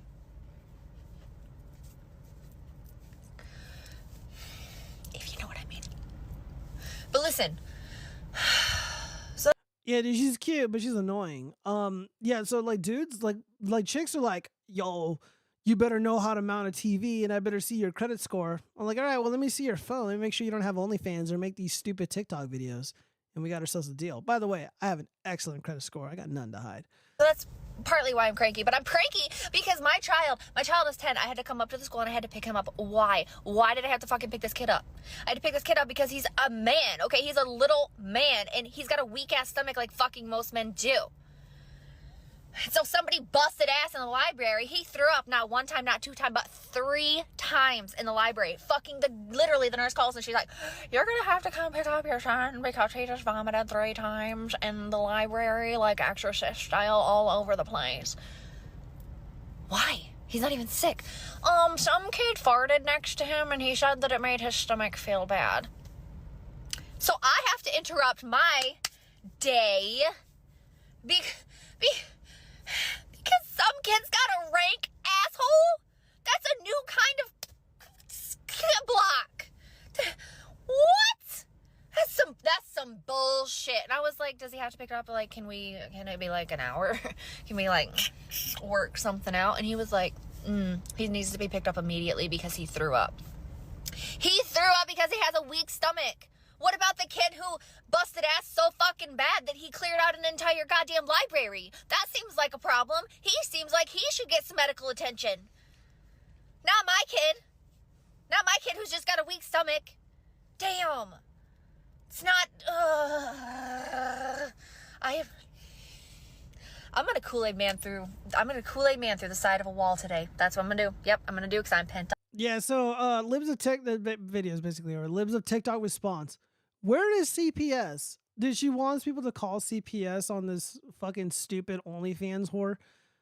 Like, bro, like I get the immediate like need or desire to want to make an OnlyFans thoughts life miserable just because it's funny, but I mean, there's a line that you don't cross, like calling CPS. I mean, where's my comment? I wrote like, you know, she didn't commit a crime. Like a crime was not committed here. And by the way, I actually have clinical experience and I have an expertise in this field. This is not the hallmark of an abusive mom. If you want to say the mom sucks and is cringe and she's like a terrible parent, yeah, that's probably all fair and true. But you know, Libs of TikTok is going down the path of the SJW, where she's just like trying to ruin people's lives that she dislikes or whatever. By the way, the OnlyFans whore is obviously like 1,000 times more attractive than Libs of TikTok. So there might be some jealousy going on here. And I don't know. All I see is a stupid woman trying to like make a funny, entertaining TikTok and make jokes about not getting laid because her son was throwing up for smelling some other kid's shit. So I don't know. Let's see. Pixie 67 says would. Yeah, I think I would too. But only for one night. I think I should listen to psychologists like Jordan Peterson though. I think this his whole profession is a scam though. Agreed. She talks like my sister. I'm really sorry for that. For no reason. Women call CPS on single fathers all the time, so call CPS on them. Disavow. Friedrich Marx. Disavow. All right. Moving on. What else we got here? Oh yeah, this the memes over douchebag Aaron Bushnell. There's a picture of President Trump with a fake quote. Total loser. I turned it on Newsmax this morning. Tremendous channel, by the way. They're very good to me. Anyway, I seen the guy burning and I said, wow, what a loser. Hilarious. Oh, look, our friend Angela Balsamino, enemy of the channel, says, what the fuck is she saying? Being so baby girl is the hottest compliment for men in 2024. Disagree. A man who is baby girl comes across as sweet charm. Oh, she's just copying and pasting what we've already read. All right, let's get rid of this. Do I really want to read and analyze why this writing is shit? Yeah, let's just do it really quick. All right, so I know it's gonna be kind of hard for you guys to read, but I'll go ahead and read it for you really quick. Libs of TikTok has been pretty terrible since she started posting nonstop about the war in Israel. Pixie67, that wasn't even one of the worst posts. One of the worst posts was this fucking douchebag. I got to be very careful how I describe this individual because I don't want the ADL coming after me. But they were like, hello, my fellow whites. Hello, my fellow moon crickets. And they were just saying all this racist shit about white people and how they need to do better or something. Libs of TikTok posts this video, and I'm like, oh wow, this is a good find. This is a really good find. However, in the comment section, somebody is like, get over here. I found the original video, and it was like up to the neck up, and if you just go a little bit down more, they're wearing a necklace. They're wearing a necklace with a little symbol on it. And it makes one wonder why Libs of TikTok would conceal that symbol. Why would she alter a video that she usually doesn't have to? MTMG writes, Moon Crickets is kind of funny. No, it is not. It is lame and cringe. Anyways, I'm going to give you guys a masterclass in writing. So, again, I know Vito kind of sucks, like his opinions, but I don't think he's all the awful things people say he is. And he is like an infamous troll. So he posts, a guy told me Super Killer's writing is trash. Here's a sample of his novel. Now, the interesting thing about this is that a lot of these haters, these Vito haters, all these people pretend to be artists and critics and writers and yada, yada, yada. And they're all dog shit. All the Geeks and Gamer crew, all the Friday Night Tight crew, like they all suck. All these people are bad. So I'm going to read a little bit of this and I'm going to critique exactly where it went wrong. So this is what, one, two, three, four, five little paragraphs here. The assassin aimed his suppressed Beretta 9mm at the beaten old man on the floor. A bloody gash and a broken nose obscured the old man's distinguished features. Okay, so first off, this is a little too verbose. Suppressed Beretta 9mm. You don't need to include all these little details. That's way too much details, even for a book. At the beaten old man on the floor. That could be a little more polished. A bloody gash and a broken nose obscured the old man's distinguished features.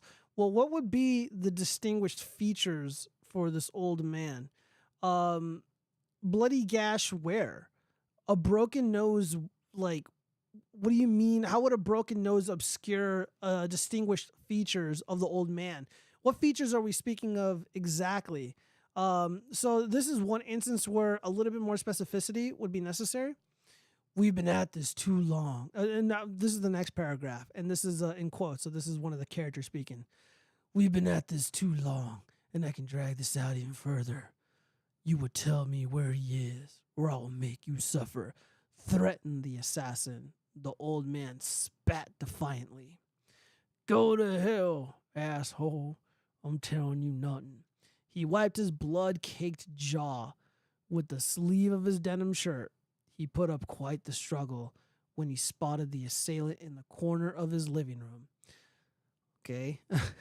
The old man looked around his ransacked house. He sees his old war medals and the broken wooden frame across the room. If I were in my prime, a punk like you would already be dead. Man, that's some pretty weak dialogue, bro. I know you were dangerous once upon a time, but now you're a withered old man. Tell me where he is, and I'll make it quick. The old man's eyes scanned the remainder of his house. His wife's body lay in the kitchen, a bullet hole in the center of a fort. Okay, so first off, what sucks about this, besides everything, is that we got way too much exposition here, and it doesn't really go anywhere. Yeah, this is really terrible writing. This is really, really bad. And these are like my enemies. Vito's enemies are my enemies now. Yeah, this is, I mean, I don't think I would have written this in high school. That's how bad it is. Why did he say it was a threat? That was clear. Was it? Yeah, I know. Never trust what bleeds and doesn't die. Good.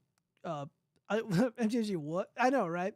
Yeah, so like all these fucking liars, dude, all these people are, you know, they can criticize, they can make videos, these low effort videos criticizing, you know, cape shit and Marvel and DC and stuff, but they're not really good at this themselves. Fine, it's no good, but it's not bad enough to have fun insulting it.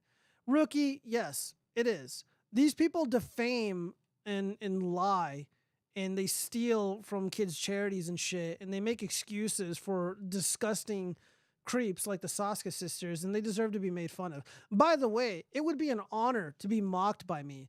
Somebody who actually knows how to write, who knows people in the industry, and has genuine creative chops. But the hilarity in all of this is that critics of comic books and critics of popular cinema, they are now engaging in their own writing projects, and they are not interested in the least bit in criticism of their work. Again, if I'm trying to be kinder, the writing, when the characters are communicating with each other, the dialogue is way too long. One of the key issues here is there's way too much exposition, and the character meandering, his eyes wandering through the room, looking at scanning the room. Like, what does that mean? Why is he doing that? This just sucks for a number of reasons. It's cheesy. That's as kind as I can be. Yeah, MTMG, I get it. So yeah. All these not detractors, because I'm the detractor, but all these ripitards, all these ripapatriots, we like the sad thing is like me and the ripapatriots, like we're kind of on the same page, opinion wise. We're anti-woke. We don't like the agenda pushing. So there's a lot to be, there's a lot of camaraderie there. There should be a lot of camaraderie there, but they're not used to any sort of criticism themselves. They're literally acting and behaving the way that they pretend Hollywood is. And the irony, the hilarity in all this is that people in Hollywood, Dick Masterson, pointed this out. It's like, dude, they share notes. They exchange notes, and the notes are not ruthless. Like, they're not being mean to each other, but they're like, dude, this doesn't work. This doesn't work for reasons X, Y, and Z. And the explanations are really fucking brutal. And again, I dealt with this. I've been rejected by some of the big studios and some even smaller ones. I don't want to say which ones.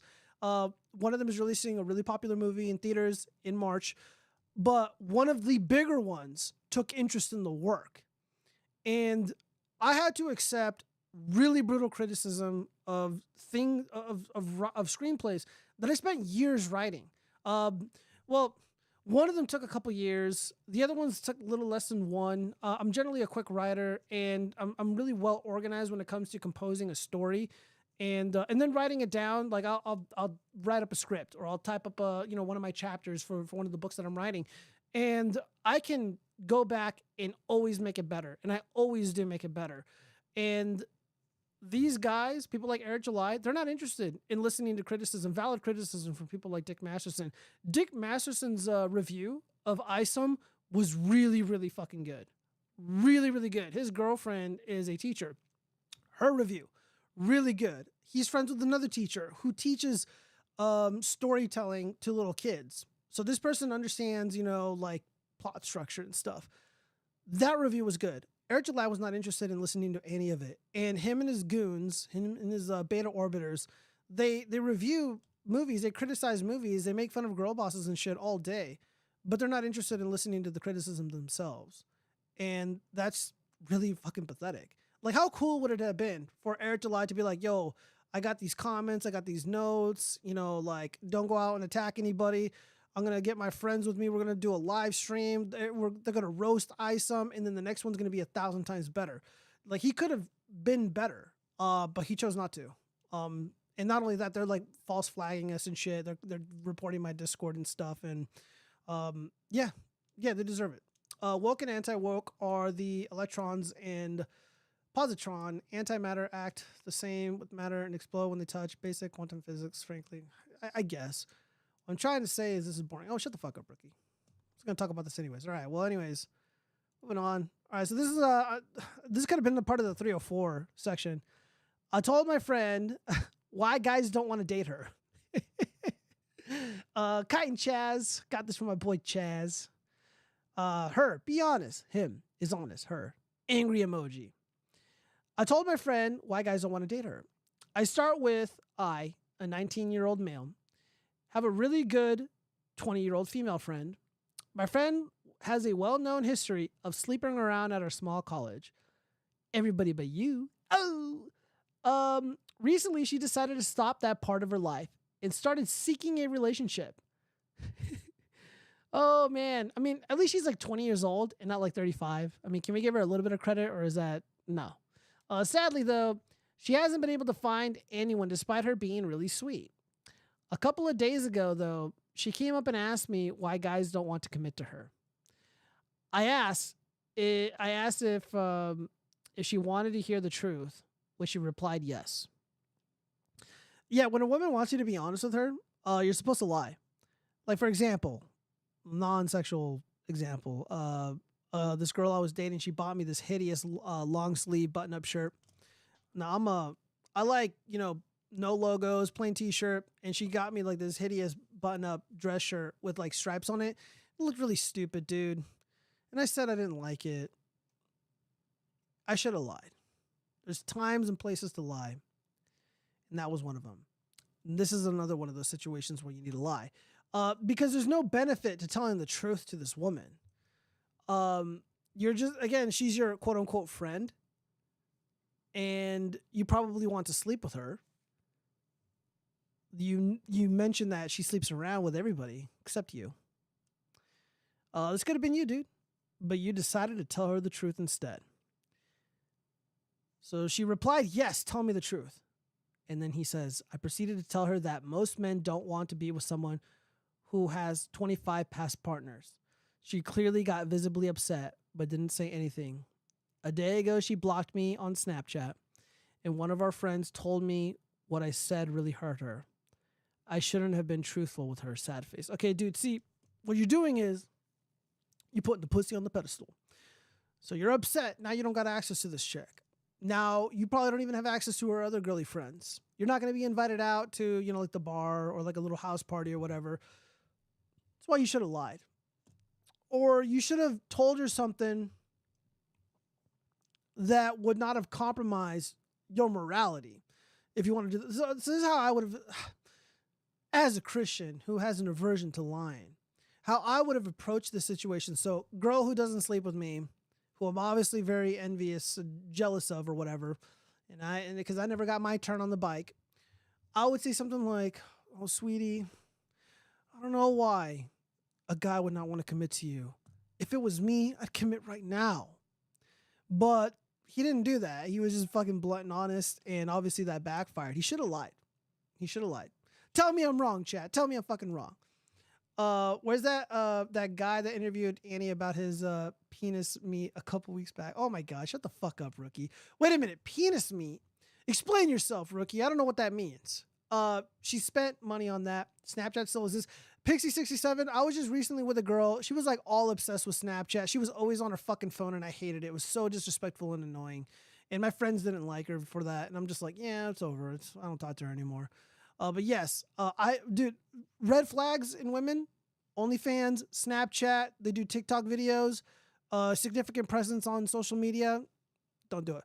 He's talking about the pussy on the pedestal again. Rookie, where am I wrong? Where am I wrong?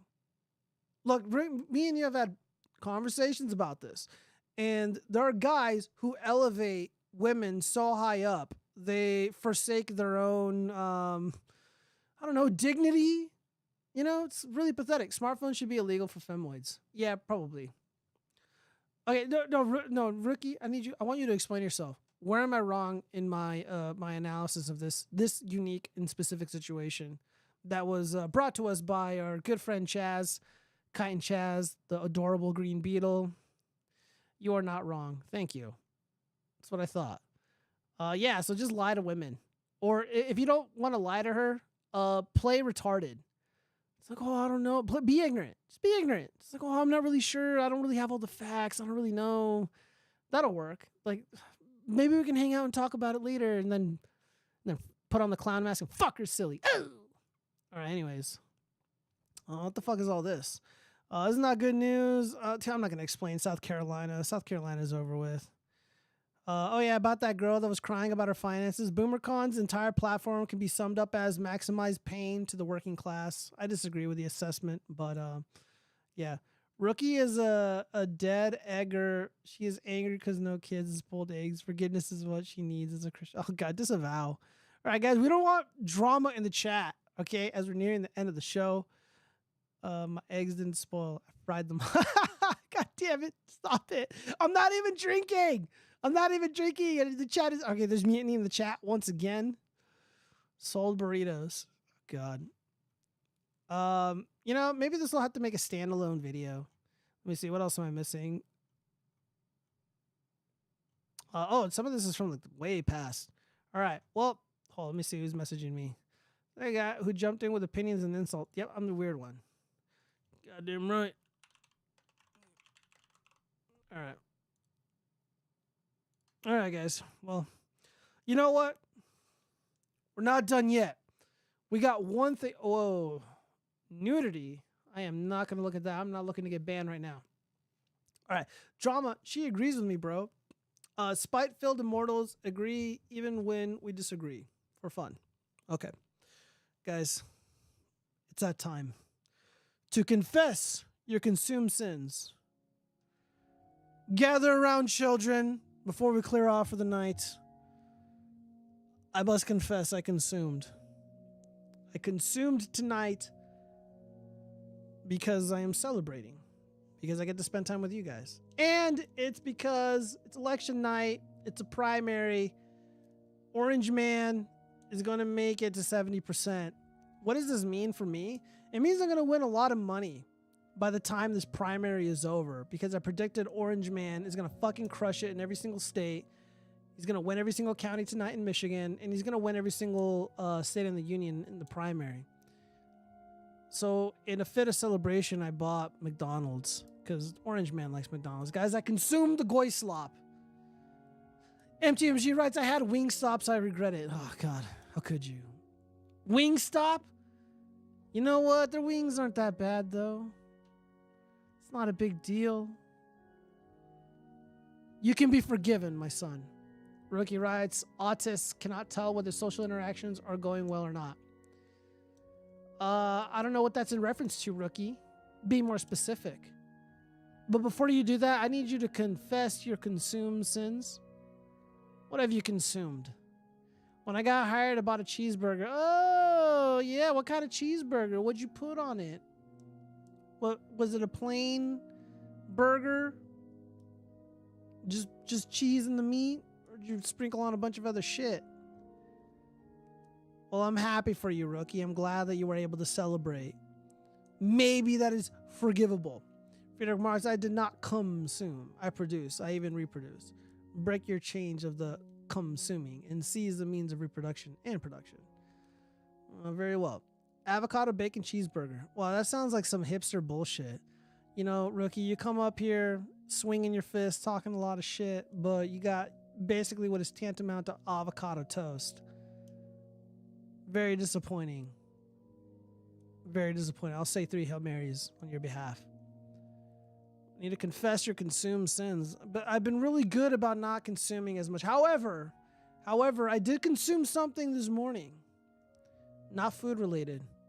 Ryobi just released their brand new multi-head USB driver. It's got little offset attachments. Really, really cool. Very, very sleek. Fits in the hand nicely. Of course, it's going to go into my puppet making rolling Milwaukee pack-out tool set. But nonetheless, I consumed product. But it is, once again, for the purposes of creating these adorable puppets for the lured subjects. That's like the greasiest shit you can buy. For shame, Rookie. For shame. That grease is getting in your skin. All that vegetable oil. Ugh. Yuck. Yuck. Ugh. Ugh. Filth. Get on your knees and confess your consumed sins. I got consumer bingo pulled up on my phone. Give me a minute, guys. I want to read off some of the things that I did not do because I'm so committed. So committed. The title, and I'm going to probably post this in the chat, in the Discord eventually. Are you an anti-consumer? Play bingo to find out. And guys, I got bingo. So from left to right, my bingo reads as follows. Did you cook in the past week? Yes, I did. Never drank Soylent or soy milk. Never have, never will. No premium subscriptions. I don't even know what that is. No. Never bought a Squishmallow. The fuck is a Squishmallow? I'm a man. Uses an ad blocker. Absolutely. I'm not going to be advertised to by the people that call me the Goyim. I'm not going to be advertised to by the enemies of liberty and freedom. All right, we got some consume confessions in the chat. Woo! It's not real Greece. It wasn't alive at some point. I got to see a black man in the shower cap on the side of the road in the middle of the night. Didn't have to pay for that. Rookie, that is disgusting. What the hell? Are you telling me that you're burning coal in the middle of the night? Like, what does this mean? Biggest dick is... I had to consume my bank account for property taxes. Oh, regrettable. Well, have solace, have comfort in knowing that your tax dollars are going to illegal alien criminals. That guy almost became the third guy. Oh, fuck, here we go again. God damn it, Rookie. Can you stop fucking causing all these problems in the chat? God damn it. Rookie using her white woman powers on the black man. Y'all are being gross. Rookie, so you saw a magic American man in a shower cap on the side of the road. What was this man doing?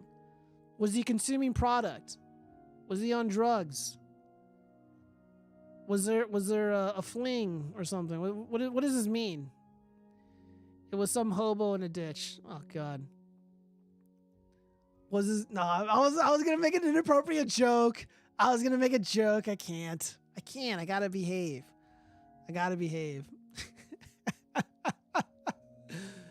Rookie F's black dudes, and we are the problem, question mark. Friedrich Marx is going hard. He's unapologetic. He is ruthless. Mutiny in the chat. We are trying to stand before the Lord and confess our consumed sins. And right now the chat is out of control, ladies and gentlemen.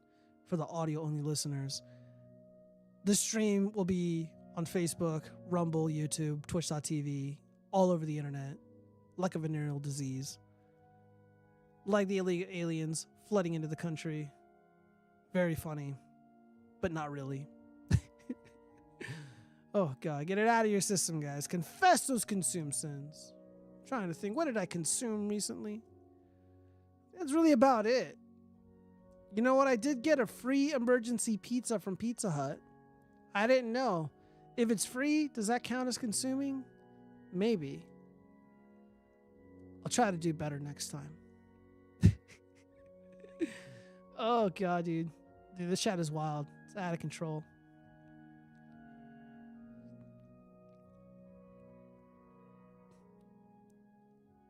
Speaking of consumed sins, Aaron Bushnell claimed to have classified knowledge of U.S. forces fighting in Gaza tunnels on night before setting himself on fire. Dick Masterson, right? Who gives a fuck? Fast food is $20. God damn it. How are we able to consume when fast food is $20 fucking dollars? MTMG, I'm not even kidding. It was literally advertised as emergency pizza. I get an email and it's like, hey, by the way, here's your free emergency pizza from pizzahut.com. I'm like, what the fuck? What did I do to deserve this? Sure enough, I got a free pizza. I picked it up. They just gave it to me. I was going to call in, but I couldn't get Tard Wrangler to sit with me if on YouTube. Put Tard Wrangler to bed. It's more important, Friedrich Marx. I don't want to argue with you, man. I don't want to argue with you. Look, and also, I'm just not prepared to argue about Bolsheviks and communists and definitions and like, do you really want me to put on a fucking lab coat to have a argument or a conversation about terminology? I just don't feel like doing that. I gotta entertain Rookie before she starts calling the fucking show boring and debating about communism and shit. Like that's an old, tired subject, man. That's like atheism versus Christianity. I think humanity has evolved. We're over that. We're now talking about internationalism versus nationalism. You know, we're talking about annihilation of entire groups of people and how we're going to survive it. I mean, those are the pressing issues today, not, you know, Bolshevism and shit.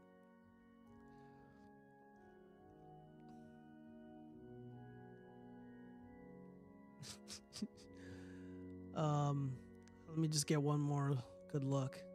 I want you to stop using cuckservative. Dude, I'm not even a cuckservative, bro. Bro. Yeah, I went through all this. All right. Well, we appear to have reached the end of the line here, guys. Got it all we got it all out of our system. We confessed our consumed sins. Every gay country needs its poor countries to produce the consumables.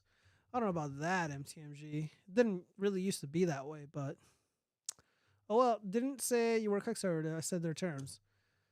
Dude, I don't use their terms, bro. I don't speak like the Daily Wire bitches. I don't sound like Bill O'Reilly or Glenn Beck or fucking Sean Hannity. Dude, my fucking dad accused me of watching Sean Hannity. He's like, "Oh, you've been watching too much Sean Hannity, boy." I'm like, shut the fuck up, dude. Fuck a Sean Hannity. I don't watch Fox News. I don't watch any of that shit, dude. I have literally not watched a single Ben Shapiro video in like years. It's literally been years since I watched anything they did. Except like What is a Woman documentary, which was actually not bad. As funny as that is. As critical as I am of conservative media, it wasn't that bad.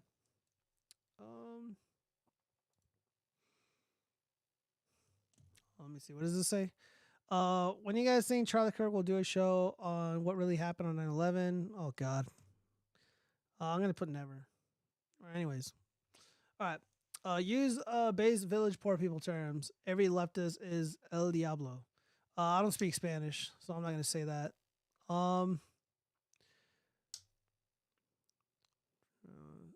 Consumables. I like that. Let's see.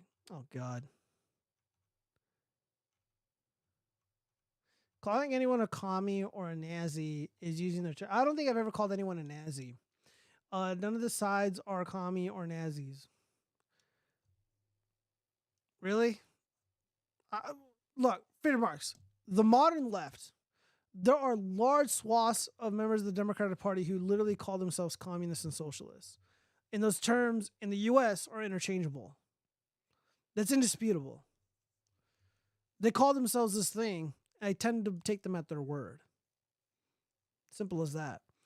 And when they communicate their core values, their basic bitch principles, and it's very similar to what the Bolsheviks believed bajillion years ago. Yeah, the shoe fits, bro. The shoe fits. Now, using the word Nazi, that's kind of cringe. I'll agree with you there. And like commie, I mean, it depends, dude. It really depends. I can call myself a god. Am I a god? You tell me. Absolutely not. But that's besides the point. I mean, what is a god? That's a complicated question. That's a complicated term to define. A communist is a pretty well documented term. It's pretty obvious what a communist is and what they believe and what they promote and what their governments and countries inevitably end up looking like. Like, none of that is a mystery to most people who study history. Hey, that rhymed. Well, anyways. Oh, did I miss anything? Oh, this could have gone on the finance thing. Kellogg CEO faces backlash after suggesting people should eat cereal for dinner to save money. Well, he's not wrong. What is this? Imagine being her dad and seeing this. Oh, shit. This probably could have been the 3 or 4 section. All right, so she starts twerking. So it looks like she looks like a Blasian chick. So, do you think that when you shake ass in the camera and stuff, like, men are gonna look at this and be like, you know, that's a girl who I want to make my wife? I don't give a fuck. I don't want these. Let me tell you something, baby. I was raised by my father. Fuck you niggas. I'll date one of you niggas and I keep 2 in the chamber. Oh my God, stop. At all times. Oh, I can't finish watching this video because she says the fucking N-word. I'm sorry, guys. Well, anyways, Jean-Francis Jerepe says, this is what centuries of female polygamy leads to. This is what awaits white civilization. You got to give it to them. These videos make me have the greatest sympathy for magic American men. Well, she said she was raised by one, so I don't know, dude. I don't know. Oh no. What did Vito mean by this? All right, am I going to change my opinion about Vito? Here we go. I haven't seen this clip. Telling me there's 10 secret Mr. Girl videos? Yeah, there's a guy named Jimmy who is the only person who has seen these 10 secret Why Mr. don't Girl I videos. get to fucking see them? Because it's his job. It's like how some people's job, you have to search for child porn on the internet so that you can take it down. He has a special I wish I clearance. had that job. Is it special I'd be clearance? good at that job. He has a special clearance to see them. Yeah. God, I want that clearance. Oh my fucking god, dude.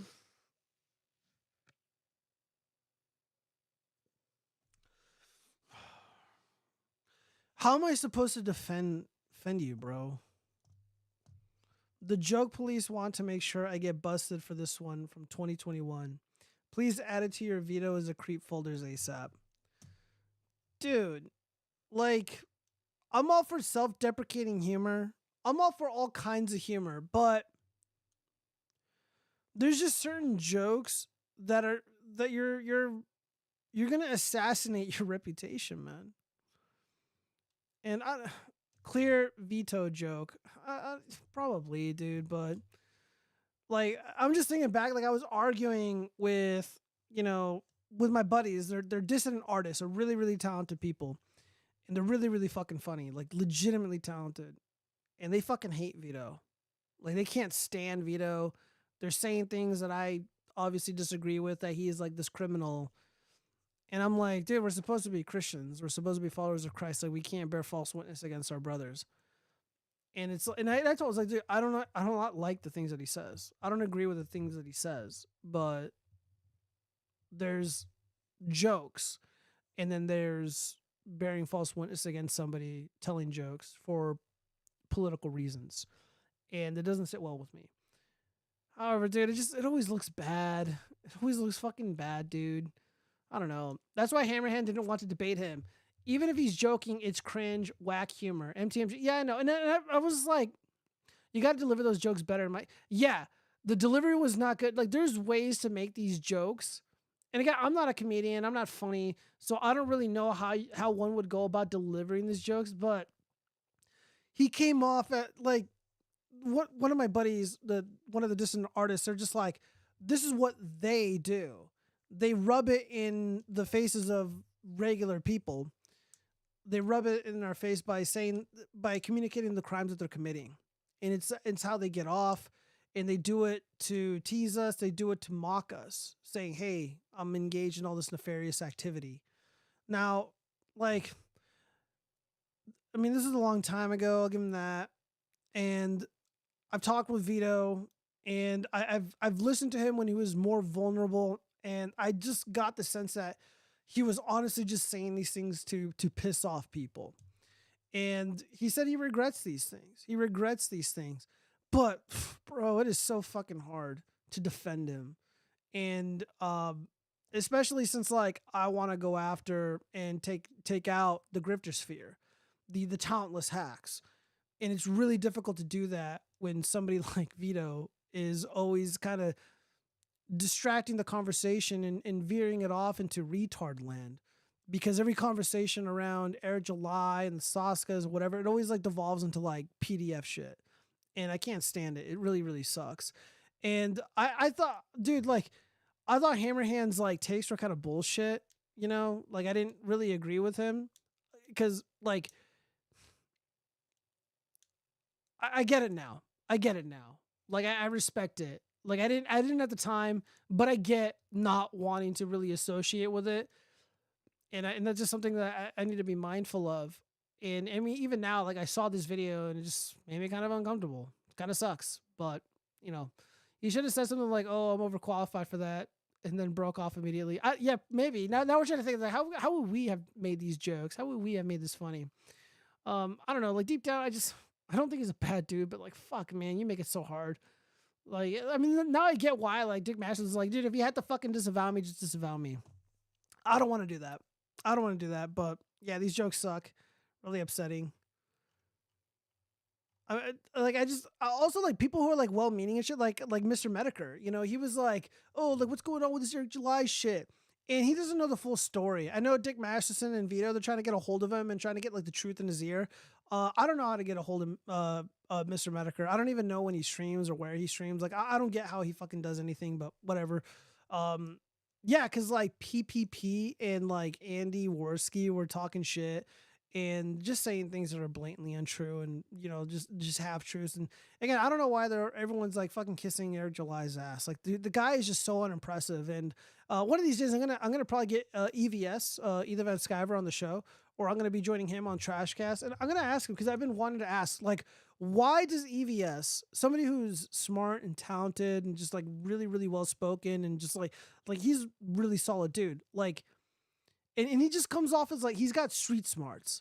Why are so many people like taken in by Eric July's horseshit? Because I listen to Eric July, and I'm not impressed by anything that he says. I'm not like I just don't understand how anybody can fall for his shit.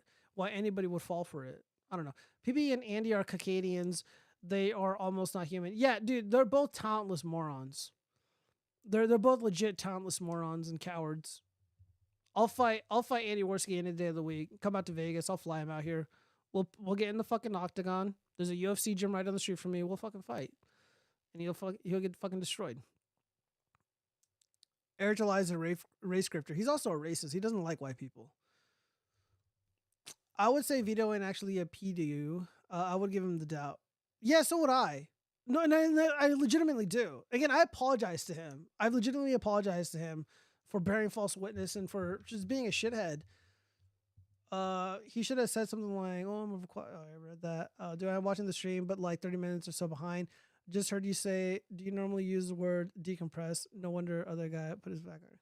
Oh, so thank you for listening, Nick P. Yeah, dude, all that new age shit is absolutely cringe. I'm just decompressing, and I just need to like decompress and, you know, vibing. It's like, dude, you're so fucking lame, bro. It's like, do you know one of these chicks fucking cheat on these dudes? Andy takes 3 hits to beat. Can all fight Andy? 3 hits ain't a fight. I don't know. He gets lots of points of interest in that field because he is a Magic American in a pace dominated field. Yeah, you're probably right, MTMG. All right, let's see what else we got here.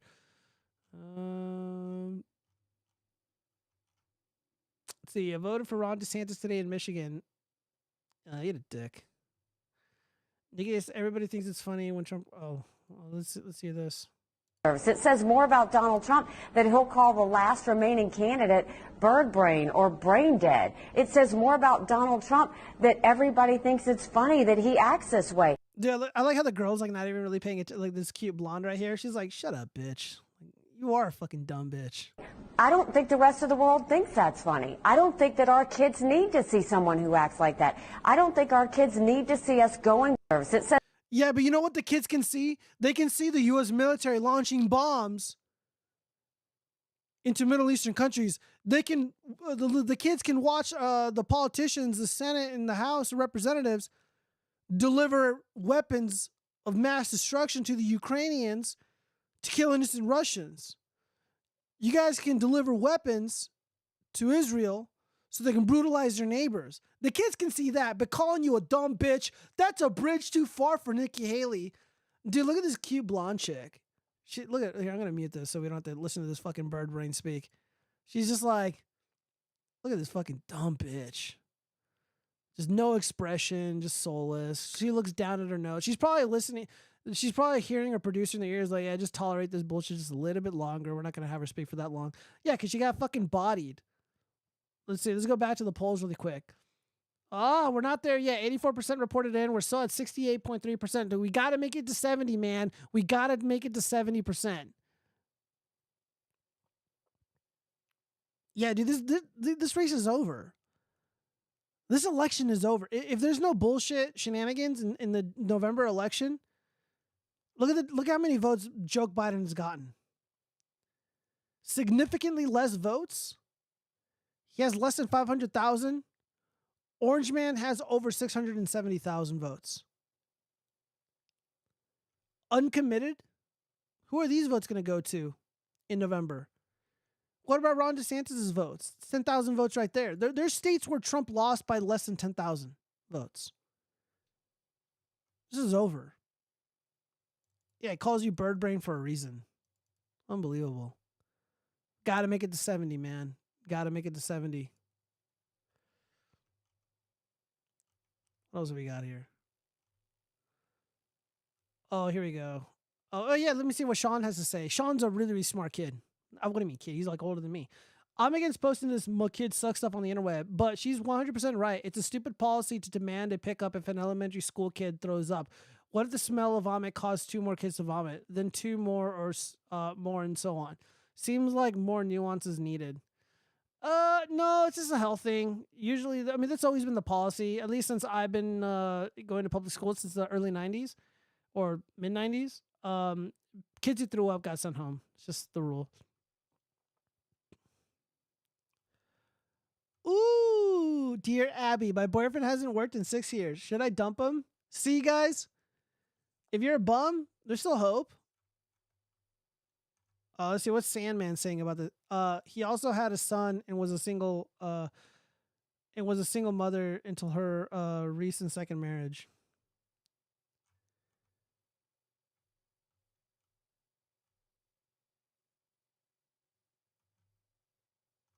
The hell is this? Canadians keep telling me this guy is the answer to their problems. Yeah, whatever. Oh shit. John King reacting to joke Biden losing Dearborn, Michigan to uncommitted by 50 points. Oh, let me check out the primary for the Democrats really quick. Because obviously joke Biden won. Yeah, he won by a lot. Uncommitted didn't win that much. This should have been more devastating. I know a lot of the Rashida Tlaib, she was all like, we got to do uncommitted. Yeah, Rashida Tlaib is probably going to lose her election in November. All the Geek Squad, all the fucking the socialists, whatever they call themselves, the new woke Democrats, they're probably all gonna lose.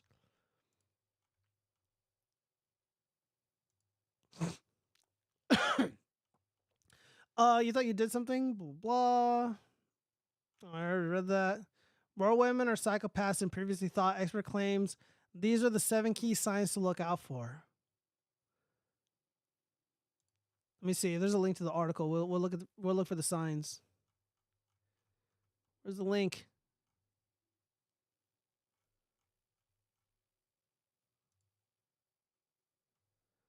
All right, here we go. Expressing violence verbally. All right.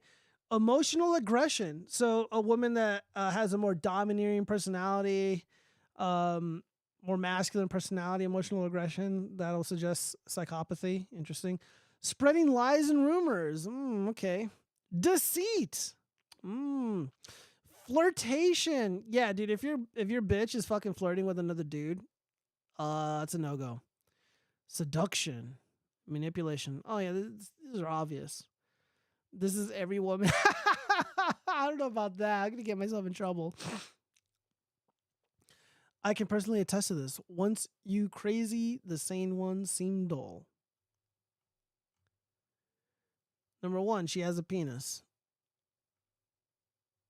Oh boy. Oh, she used autistic boobs, fat ass. Nice.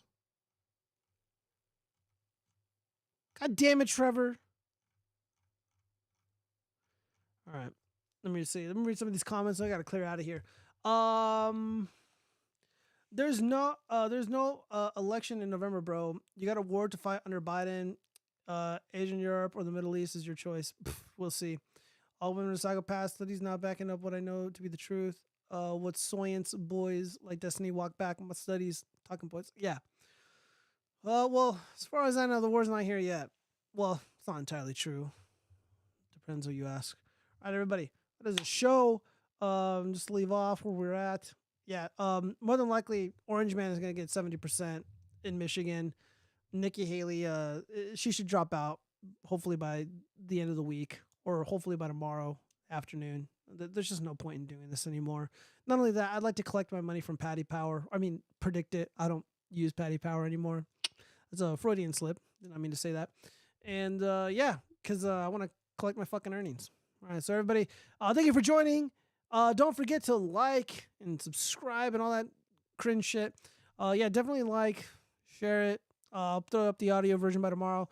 And yeah, everybody who joined, everybody who's late listening, I sincerely appreciate you guys being here. I am out. I am tired. I want to step outside and get some more water because I am out. I didn't drink tonight. I did not drink tonight. I behaved. So you're all bags of shit.